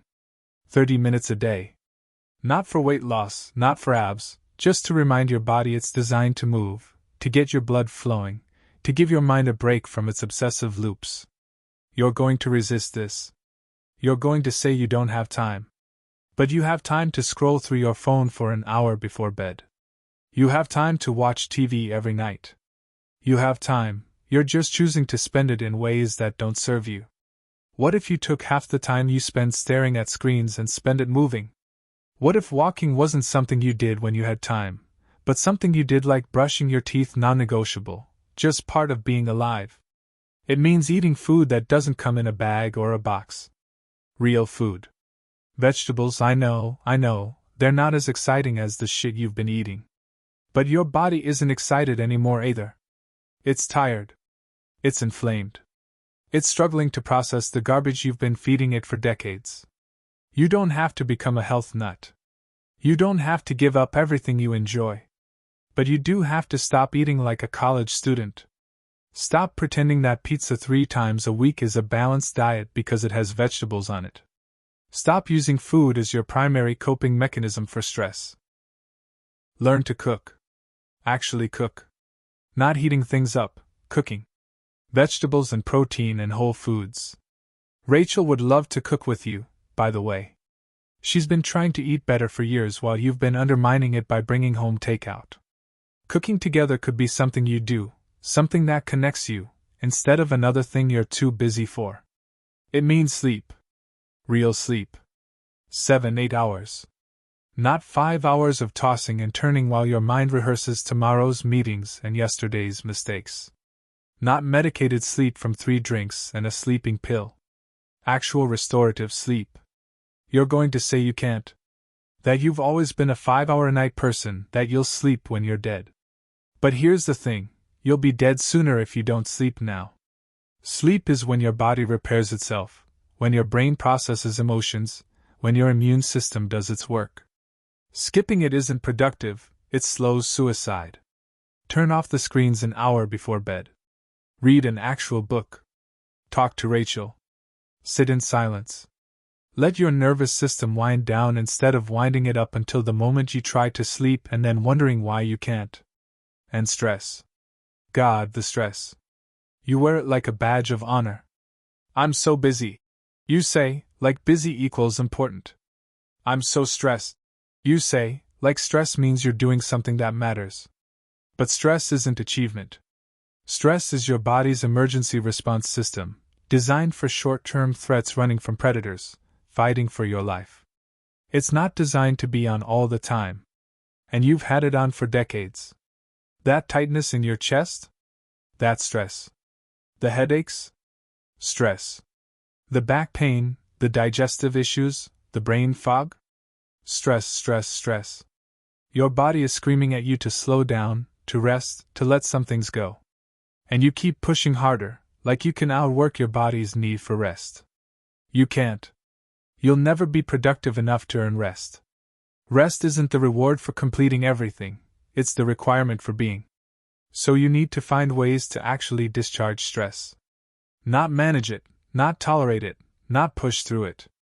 Discharge it. Move it through your body instead of storing it in your muscles and organs. For you, that might mean exercise, real exercise that gets your heart rate up and makes you sweat. For you, that might mean therapy, finally dealing with the anxiety you've been white-knuckling your way through for 50 years. For you, that definitely means saying no more often to extra projects, to obligations that don't serve you, to the relentless pressure to do more, be more, achieve more. You think saying no makes you weak. It doesn't. It makes you wise. Every yes to something that doesn't truly matter is a no to your health, your sanity, your longevity. Let me paint you 2 pictures of your future. 2 versions of 68-year-old you. Version 1, you didn't change anything. You kept pushing, kept grinding, kept treating your body like it was optional. You had a major health event at 62, heart attack, stroke, something that sidelines you. You survived, but recovery is long and incomplete. You're on a dozen medications. You can't do the things you want to do. Travel is difficult. Playing with grandkids means watching from a chair. Your world gets smaller and smaller, not because you're old, but because you're sick. And you're sick because you didn't prioritize health until it was too late. Version 2, you started now. At 55, you finally got serious. Not perfect, you still have pizza sometimes, you still skip the walk occasionally, you're human. But mostly you show up for yourself. You move daily. You eat mostly real food. You sleep. You manage your stress instead of letting it manage you. And at 68, you're healthy. Not young, you're 68, your knees still hurt sometimes, you're not running marathons. But you're vital. You take that trip to Italy. You play with your grandkids. You're present for your life instead of managed by your medical conditions. Which version do you want to be? Because you're choosing right now.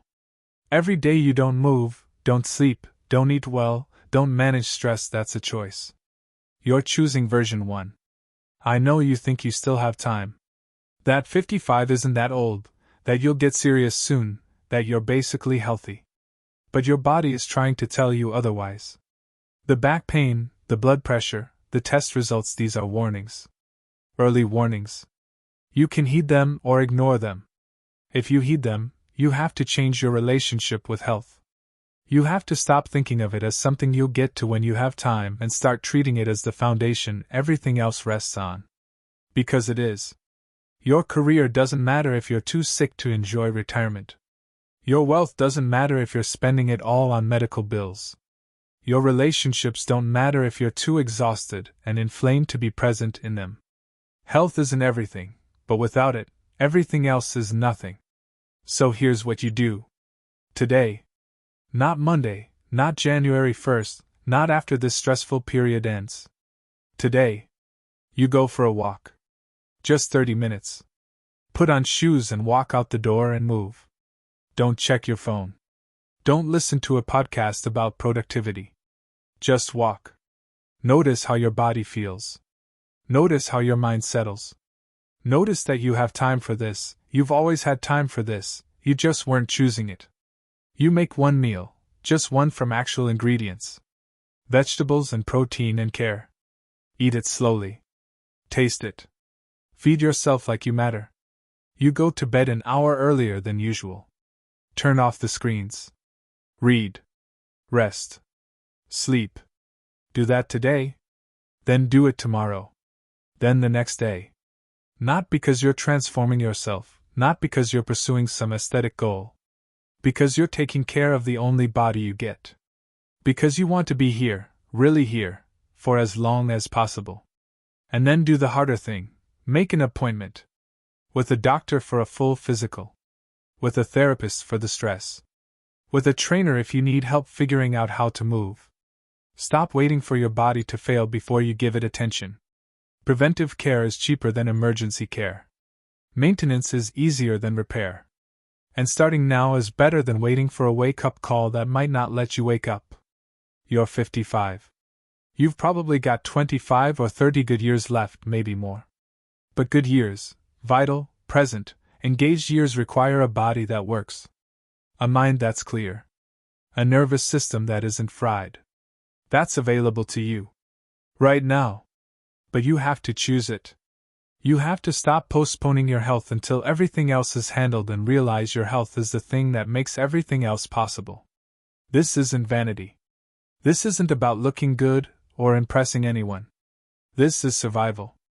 This is showing up for Rachel, for your kids, for the grandkids you'll hopefully meet someday. This is respecting the gift of being alive by taking care of the body that makes life possible. The bill is here. You can pay it in installments, 30 minutes a day, better food, actual rest, or you can pay it all at once later, with interest. Your choice, choose wisely.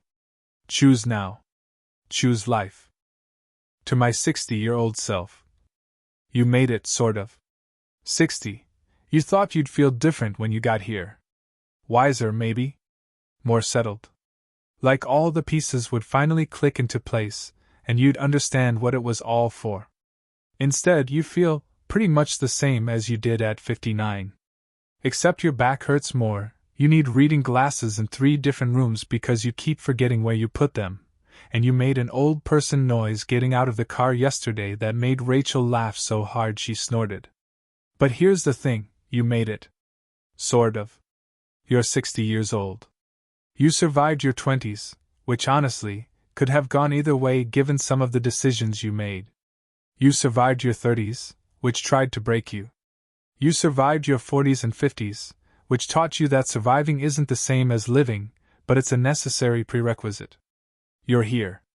Still standing. Still married to the same woman, which at one point seemed unlikely. Still employed, still mostly functional, still capable of figuring out new technology if you really concentrate, and don't get frustrated and hand it to Jake to fix. You made it. Not to where you thought you'd be, not even close. But to somewhere. Somewhere that's actually pretty good, if you can stop comparing it to the fantasy life you thought you'd have by now.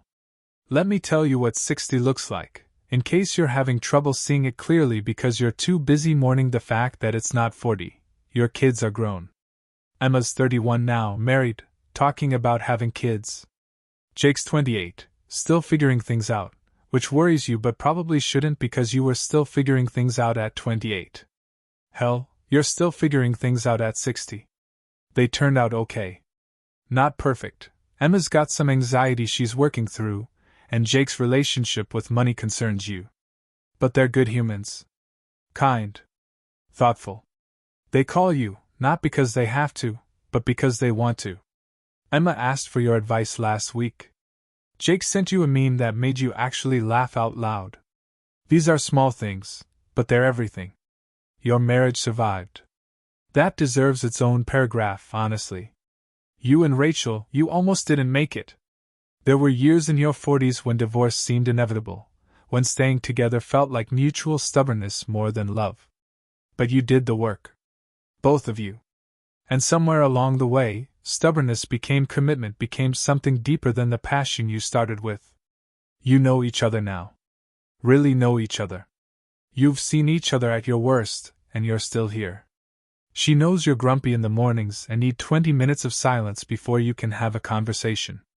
You know she needs to talk through her feelings even when you just want to fix the problem. You've learned to give each other space and show up when it matters. That's not the romance movies promised, but it's better. It's real. Your career, well, it was fine.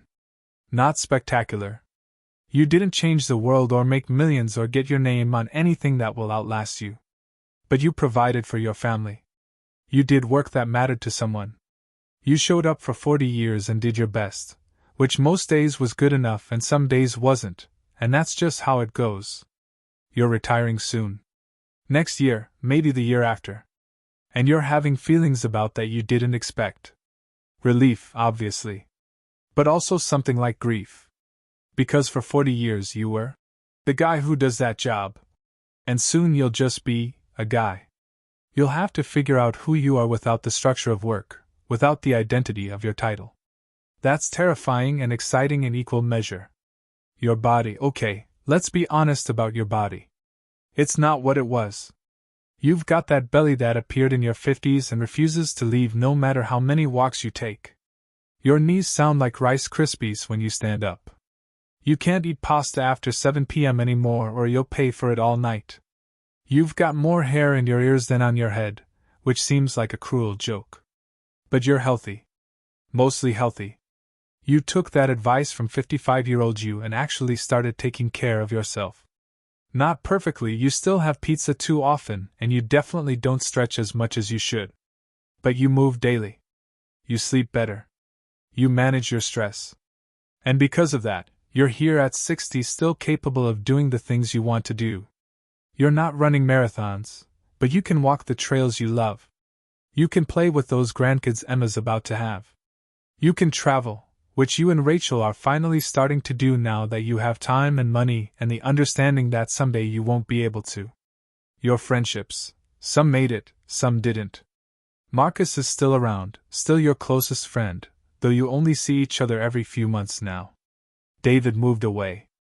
A few guys from work disappeared the moment you weren't colleagues anymore, which hurt but also clarified what those relationships really were. But you've got people. Not a lot, but enough. Quality over quantity, right? The people who show up, who remember your birthday, who check in when they haven't heard from you, who you can call at 2 a.m. if you really needed to, though you probably wouldn't because who calls anyone at 2 a.m. when you could just text? You reconciled with Mark, by the way. Your brother. Took you until you were 52, but you finally picked up the phone. It was awkward at first, all those years of silence sitting between you like a third person in the conversation. But you pushed through it.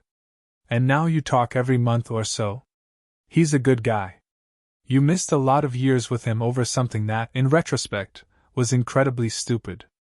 But you got some years back. That counts. So yeah, you made it. Sort of. Sort of, because you're not who you thought you'd be. You're not rich. You're not famous. You didn't write that novel or start that business or do that big impressive thing you thought would validate your existence. You're just you. Ordinary you. Slightly disappointed, mostly satisfied you. Sort of, because you made mistakes that still sting when you think about them. Jennifer, you still think about her sometimes. Wonder how your life might have been different. Your dad, you still wish you'd had more time, been more present. Those years you wasted being angry or afraid or chasing things that didn't matter, you can't get those back. Sort of, because life didn't follow the plan. The plan was linear: work hard, succeed, be happy. But life was circular, messy, full of backtracking and detours and getting lost and finding your way and getting lost again. You're not at the top of any mountain. You're just somewhere on the trail, still walking. But here's what, sort of, also means: you're here. Against odds you didn't even know you were facing, through circumstances you couldn't have predicted, despite your own best efforts to sabotage yourself, you're here. You survived the depression you didn't tell anyone about in your early 30s. You survived the health scare at 47 that made you think you might not see 50. You survived the moment at 53 when you were so burned out you seriously considered just walking away from everything. You survived all the small deaths, relationships ending, dreams dying, versions of yourself that had to be shed like old skin. You survived your own mind, which was often your worst enemy. The anxiety that told you everything would fall apart. The perfectionism that said if you couldn't do it perfectly you shouldn't do it at all.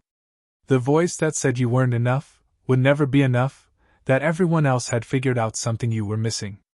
That voice is quieter now. Not gone, it'll probably never be gone. But quieter. Because at 60 you've got evidence. Evidence that you're enough, that you've always been enough. Look around, you built a life. Imperfect, unglamorous, but yours. And it's good. Not Instagram good. Not, wow, what an incredible life. Good. Just good. Quietly, steadily, unremarkably good. You've got a wife who still laughs at your jokes, even the ones you've told 100 times. Kids who turn into people you actually like, not just love. A home that's comfortable, if cluttered. Hobbies you enjoy. You finally started that woodworking thing, and you're terrible at it, but it doesn't matter because you're doing it for the pleasure of making something with your hands, not for achievement. You've got enough money. Not. Never worry about money. Money, but enough. You can pay your bills, take a vacation, help the kids when they need it, retire without panic. That's more than a lot of people have. More than you had growing up. You've got your health, mostly. You've got your mind, mostly. You've got today, definitely. And you've outlasted your doubts. Remember when you thought you'd never figure out how to be married? Figured it out. Eventually. Messily. But you did. Remember when you thought you'd be a terrible father? You weren't great at first, but you learned. You showed up. Remember when you thought you'd never be successful enough, never amount to anything? Turns out success isn't what you thought it was, and amounting to something is just being someone people can count on. You've outlasted your bad choices. Some of them nearly took you out. The drinking period in your early 40s, the affair you almost had at 47, the financial decision at 36 that could have ruined you. But you survived them, learned from them, became someone who doesn't make those particular mistakes anymore. You make new ones now, age-appropriate ones, but that's growth, right? You've outlasted half your hair. This one bothers you more than it should. You're vain enough to care that you're balding, mature enough to know caring is pointless, insecure enough to still avoid certain angles in photos. But you know what? Rachel doesn't care. Your kids don't care. Nobody cares except you. And you're learning not to care either. Slowly. Here's what 60 has taught you that 55 didn't quite hammer home yet: making it isn't about arriving. There's no finish line where you're finally done, finally successful, finally the person you were supposed to be. Making it is just continuing. Persisting. Showing up day after day, year after year, doing your best, which some days is great, and some days is just not giving up. Making it is waking up at 60 and realizing you're still here, still in the game, still capable of joy and growth and surprise. It's looking back at the road you've traveled, all the wrong turns and detours and times you were completely lost, and seeing that somehow, impossibly, it got you here. To this moment. This life. This version of yourself that's worn and weathered but still standing. You know what you said to Rachel last week? You were sitting on the porch, watching the sunset, and you said, "I think I'm finally okay with being me." And you meant it. Not, "I'm perfect," or, "I've got it all figured out." Just, "I'm okay with this. With who I am. With where I ended up." That's making it. That moment. That acceptance. That peace. You spent your 20s trying to become someone impressive. Your 30s trying to achieve something significant. Your 40s trying to fix what was broken. Your 50s trying to accept what couldn't be fixed. And now at 60, you're finally just being. Being yourself. Being present. Being okay with the fact that you're not extraordinary, you're just you, and that's enough. More than enough. Actually perfect, in its imperfection. You made it. Sort of. Which is to say, you made it exactly as much as anyone makes it. We're all just sort of making it, sort of figuring it out, sort of becoming the people we're going to be. Nobody has it all together. Nobody arrives. We're all just persisting, trying, showing up. And you've done that. For 60 years you've shown up. Sometimes you showed up wrong, or late, or as the wrong version of yourself. But you showed up.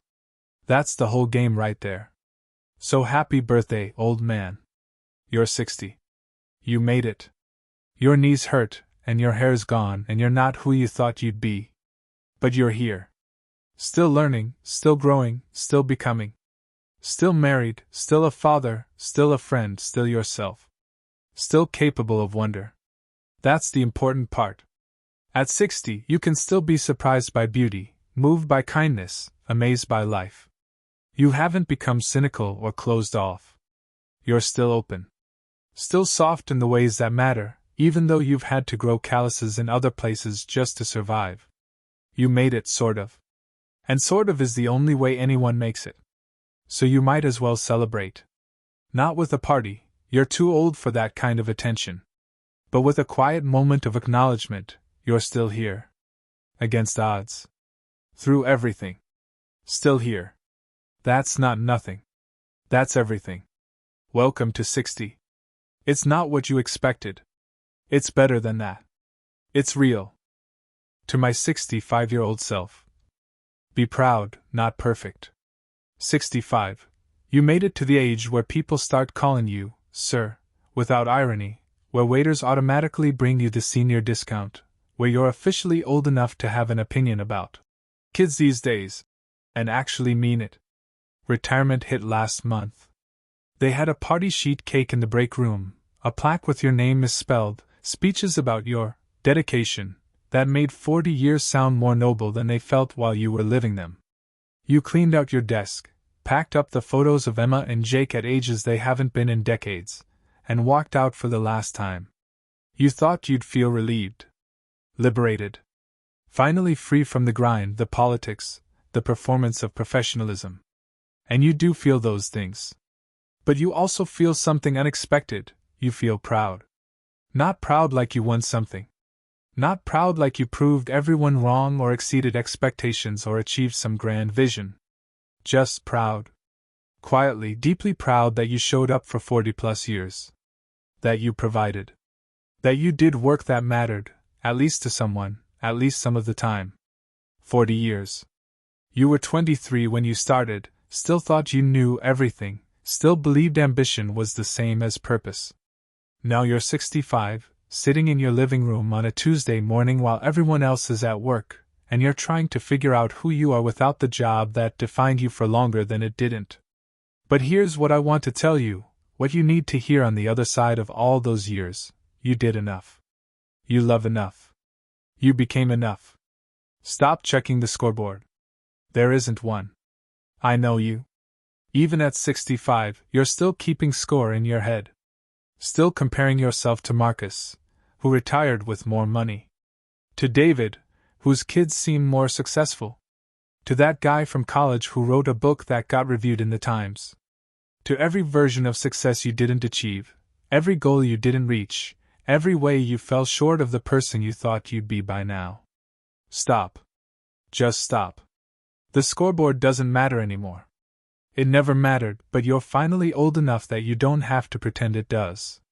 You're not the richest guy in your high school graduating class. You're not the most successful, the most impressive, the one everyone talks about with admiration. You're just you. A guy who worked hard, raised kids, stayed married, paid his bills, showed up. Unremarkable. Ordinary. Exactly like almost everyone else. And that's not failure. That's life. That's the actual game, and you played it about as well as anyone does, imperfectly, inconsistently, but persistently. Look at what you built. Not what you didn't build, what you did. You've been married to Rachel for 37 years. Do you understand how rare that is? How many couples make it through what you two made it through? The fights, the silences, the times one of you wanted to leave, the years you were more roommates than lovers, the slow, painful work of becoming partners instead of just two people sharing space. You made it. You're still here, still together. And it's not perfect, you still annoy each other, you still have the same arguments in slightly different forms, she still leaves cabinets open and you still leave lights on. But you love each other. Actually love each other, not just tolerate each other. You make each other laugh. You know each other's stories so well you can finish each other's sentences. You're comfortable together in a way that's better than passion, better than romance. It's home. Be proud of that. 37 years of choosing each other, even when it was hard, even when it would have been easier to leave. That's an achievement worth more than any promotion you didn't get. Your kids. Emma and Jake. They're grown now, living their own lives, making their own mistakes and their own successes. Emma's got 2 kids, your grandkids, which still feels surreal. Jake finally found his footing, started that business you weren't sure about, but that's actually doing okay. You didn't raise them perfectly. You lost your temper too often. You were distracted when you should have been present. You said things you wish you could take back. You missed some signals, some moments, some chances to connect. But they turned out okay. Better than okay. They're good people. Kind people. They call you not because they need money or favors, but because they want to talk. Emma asks your advice and actually listens to it sometimes. Jake sends you articles he thinks you'd find interesting. They've got their own struggles, Emma's anxiety, Jake's tendency to take on too much, but they're handling them. They're grown-ups, competent and flawed and figuring it out. Be proud of that. You helped create 2 humans who are making the world slightly better just by being in it. You weren't a perfect father, but you were a present one. Eventually. After you figured out that being present was the job. Your friendships. You don't have a lot, quality over quantity became your motto somewhere in your 50s. But Marcus is still around. You talk every week, see each other every month. He knows your history, your mistakes, your fears. He's seen you at your worst, and he's still your friend. That's rare. That's precious. You reconciled with Mark? Your brother. After all those wasted years, you have a relationship again. It's not what it was when you were kids, too much time passed, too much distance accumulated. But it's something. You talk, you know what's happening in each other's lives, you show up for each other's big moments. You got your brother back. Not all of him, not the years you lost, but enough. Be proud of that. Pride doesn't have to swallow isn't the same as weakness. Admitting you were wrong, making the first move, choosing relationship over being right, that took more courage than holding the grudge. Your health. You're 65 and you're still mostly functional. You can walk without pain most days. You can play with your grandkids without needing a nap immediately after. You can travel with Rachel, which you're finally doing. That trip to Italy you've been talking about for 20 years is booked for next spring. You're not 25. You're not even 35. Your body has limits now that it didn't used to have. But you're here, mobile, independent, capable. And that's because at 55 you finally started taking care of yourself. Because you chose vitality over vanity, wellness over winning. Be proud of that. Every walk you took when you didn't want to, every vegetable you ate instead of junk food, every night you went to bed early instead of staying up, they all added up. They got you here, to 65 and still in the game. You're not perfect. God, you're so far from perfect. You've got regrets that still sting. Jennifer still crosses your mind sometimes, especially when that song comes on. Your dad's been gone 30 years and you still wish you'd called more, visited more, told him you loved him more often. You spent too many years chasing the wrong things, too many years afraid of the right things. You made mistakes with your kids that they'll probably talk about in therapy. You made mistakes with Rachel that took years to repair. You made mistakes at work, with friends, with yourself. You've been selfish and scared and stupid more times than you can count. But you know what? Everyone has. Everyone's imperfect. Everyone's got regrets. Everyone's made mistakes they wish they could undo. The difference is that you learned from yours. You grew. You became someone who doesn't make the same mistakes anymore. You make new ones, which is at least progress. Stop holding yourself to a standard of perfection that literally no one meets. Stop comparing your behind the scenes to everyone else's highlight reel. Stop measuring your life against some imaginary ideal and finding yourself lacking. You did the best you could with what you knew at the time. Sometimes your best was great. Sometimes it was barely adequate. Sometimes it was embarrassingly insufficient. But it was your best, and you kept trying, kept showing up, kept growing. That's all anyone can do. That's all anyone does. I want you to do something. Right now. Put down this book and go look in the mirror. Look at that 65-year-old face looking back at you. The lines, the gray, the evidence of every year you've lived. Don't critique it. Don't wish it looked different. Just look at it. That face belongs to someone who survived. Who persisted. Who loved imperfectly but genuinely. Who worked hard for 4 decades. Who raised kids and stayed married and showed up for life even when life was hard. That face belongs to someone who made it. Not easily, not gracefully, but definitely. Be proud of that face. Be proud of the person behind it. You spent too many years being critical. Too many years focused on what you didn't achieve, didn't become, didn't get right. Too many years keeping score against yourself and always finding yourself behind. It's time to stop. You're 65. You're not getting any younger, and you're sure as hell not getting any more perfect. What you are getting is closer to the end. Not tomorrow, hopefully not for another 20 years, but closer.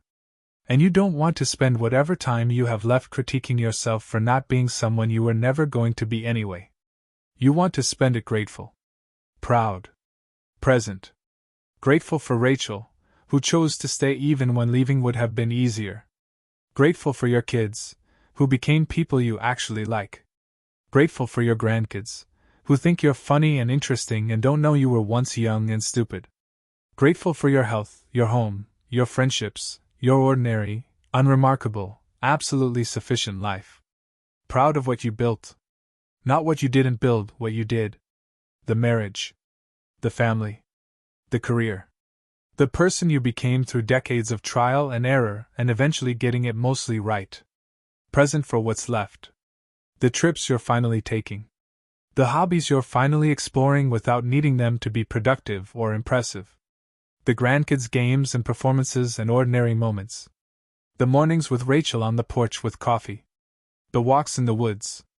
The sunset on another day you got to live. This is the exhale. After 65 years of striving and achieving and trying to be enough, this is where you finally get to just be. Not working towards something, not proving anything, not performing for anyone. Just being yourself, in your life, with your people, for however much time you have left. And it's enough. You're enough. You were always enough. You just had to live 65 years to believe it. Last week, Emma brought the grandkids over. You were playing with the little one, trying to, anyway. You're not as fast as you used to be, and she was laughing that deep belly laugh kids have, pure joy, no self-consciousness. And Emma was watching you with this soft expression, and she said, "You're a good grandpa, Dad." Not, "You were a good father." You were decent at that, but not great, and you both know it. But you're a good grandpa. Present tense. Right now, at 65, with all your mistakes behind you and all your wisdom finally accessible, you're good at this. That's grace. Getting another chance. Being someone's good grandpa even though you were someone's imperfect dad. Being allowed to show up now with everything you learned from getting it wrong before. Be proud of that. Not that you were perfect, you weren't. But that you learned. That you grew. That you're better now than you were then, and that's the whole point of getting older. You know what you're going to do tomorrow? Nothing important. You're going to have coffee with Rachel. Maybe work on that woodworking project that's taken you 3 months because you're in no hurry. Maybe call Jake and hear about his week. Maybe take a walk. Maybe sit on the porch and read and let your mind wander. Nothing important. Nothing impressive. Nothing that will make anyone think you're exceptional. But everything that matters. Everything that makes a life worth living. This is what you worked for. Not this specific Tuesday, but the freedom to have Tuesdays like this. Where you're not rushing, not proving, not performing. Where you're just alive, just present, just grateful. The race is over. You didn't win, there were no winners, it wasn't that kind of race. But you finished.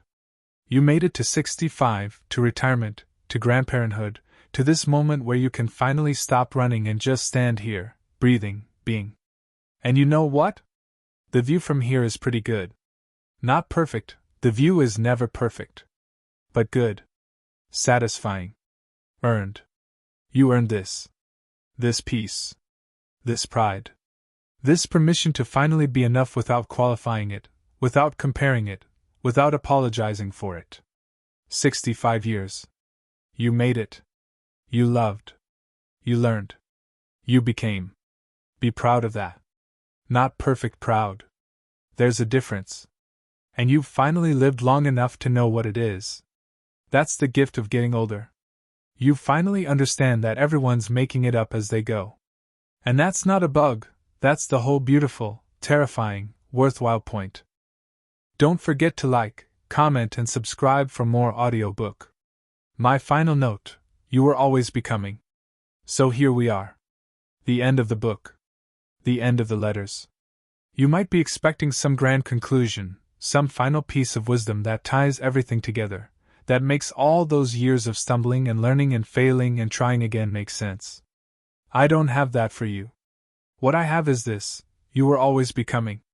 Every version of you that I've written to, 18-year-old you with your arrogance and your Nietzsche, 25-year-old you running in the wrong direction, 30-year-old you afraid of peace, 35-year-old you trying to fix yourself through love, 40-year-old you terrified of ruining your kids, 45-year-old you drowning in regret, 50-year-old you clutching everything too tight, 55-year-old you finally learning that your body matters, 60-year-old you celebrating survival, 65-year-old you finally exhaling every single one of them was necessary. Not perfect. Not even particularly good at being who they were. But necessary. Because here's what I've learned after 65 years of being alive. After writing these letters to myself across time, you don't become yourself all at once. You don't figure it out and then you're done. You're never done. You're always in process. Always becoming. That 18-year-old who thought he knew everything? He had to exist so that 25-year-old you could realize he knew nothing. 25-year-old you, sprinting up the wrong ladder, had to exhaust himself so 30-year-old you could learn to stop running. 30-year-old you had to lose Jennifer so 35-year-old you could finally do the work that made him capable of keeping Rachel. Every mistake was a lesson you weren't ready to learn yet. Every failure was preparation for a success you couldn't see coming. Every version of yourself that you're embarrassed by now, that makes you cringe when you remember who you were, that version was building the person you became. You couldn't skip steps. You couldn't learn the lessons before you lived them. You had to touch the hot stove yourself, every single time, because being told doesn't make you wise, only experience does that. I spent so many years wishing I'd known then what I know now. Wishing I'd been smarter, braver, more self-aware. Wishing I hadn't wasted so much time on the wrong things, wrong people, wrong versions of success. But I'm 65 now, and I finally understand, those weren't wasted years. Those were becoming years. Every single one of them. Even the ones that felt empty or lost or stuck, especially those ones. Because growth isn't linear. It's not a straight line from ignorant to wise, from broken to whole. It's messy. It circles back on itself. You learn something, then forget it, then relearn it deeper. You think you've healed something, then it shows up again wearing a different face. You believe you've finally figured out who you are, and then life changes and you have to become someone new. That's not failure. That's being alive. You know what I realized the other day? I'm still becoming. At 65, I'm still figuring things out. Still learning who I am now that I'm not working, not raising kids, not building a career. Still discovering what matters when all the markers of success fall away. I thought by 65 I'd be done. Complete. Fully formed. But I'm not. I'm still in process. Still evolving. Still becoming something I can't quite see yet. And that's not depressing, that's hopeful. It means I'm not finished. It means there's still more to discover, more to become. It means even at 65, I get to be surprised by myself. That 18-year-old with his philosophy books, he's still in here somewhere. That 25-year-old running himself into the ground, I can feel him some mornings when I wake up with that old anxiety. That 30-year-old who was afraid of peace, he shows up whenever things get too comfortable, and I feel that old urge to create chaos. All those versions of me are still here, stacked up inside like Russian dolls. They didn't go away. They became layers. Depth. The sediment that makes soil fertile. I'm not just 65-year-old me. I'm all of them. Every age I've ever been, every mistake I've ever made, every lesson I've learned and forgotten and relearned. That's what becoming means. You don't leave your younger selves behind, you bring them with you. They inform who you are now, even when you're not conscious of it. Especially when you're not conscious of it. When I'm patient with my grandkids, that's 40-year-old me finally applying what I learned from failing with my own kids. When I'm present with Rachel, that's 35-year-old me who learned the hard way that love isn't a fix. When I stand up for something I believe in despite my fear, that's 18-year-old me's courage filtered through 50 years of humility. All of it matters. All of it counts. There are no wasted years, no wasted versions of yourself. Just a long, complicated process of becoming who you are. And who you are keeps changing. That's the part nobody tells you. You think you're trying to discover your true self. Like there's some fixed, permanent version of you waiting to be uncovered. But there isn't. There's just who you are right now, in this moment, with this knowledge, at this age. And that person is different from who you were yesterday, and who you'll be tomorrow. You're always becoming. The project is never complete. And that's not a problem to solve, that's life working exactly as it's supposed to. I wrote these letters to my younger selves. But really, I wrote them to anyone who feels behind, who feels like they should have figured it out by now, who looks at their life and sees mostly mistakes and wasted time and wrong turns. I wrote them to say, me too. I felt that way for most of my life. And I was wrong. At 18, I couldn't imagine being 40. At 40, I couldn't imagine being 60. And now at 65. I can't imagine who I'll be at 70 or 80, if I'm lucky enough to get there. But I know this, whoever I become, he'll be built from all the versions I've been.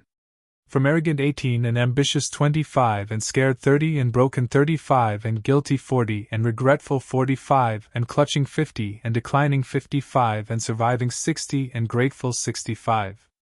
All of them. Every single one. They're all still here, all still becoming, all still part of the story that has no end until it ends. So here's my final note, not just to my younger selves, but to you. You were always becoming. You are always becoming. You will always be becoming until you're not. And that's not a problem. That's not a flaw in your design. That's life. That's growth. That's the whole beautiful, frustrating, absolutely worthwhile point. Be patient with yourself.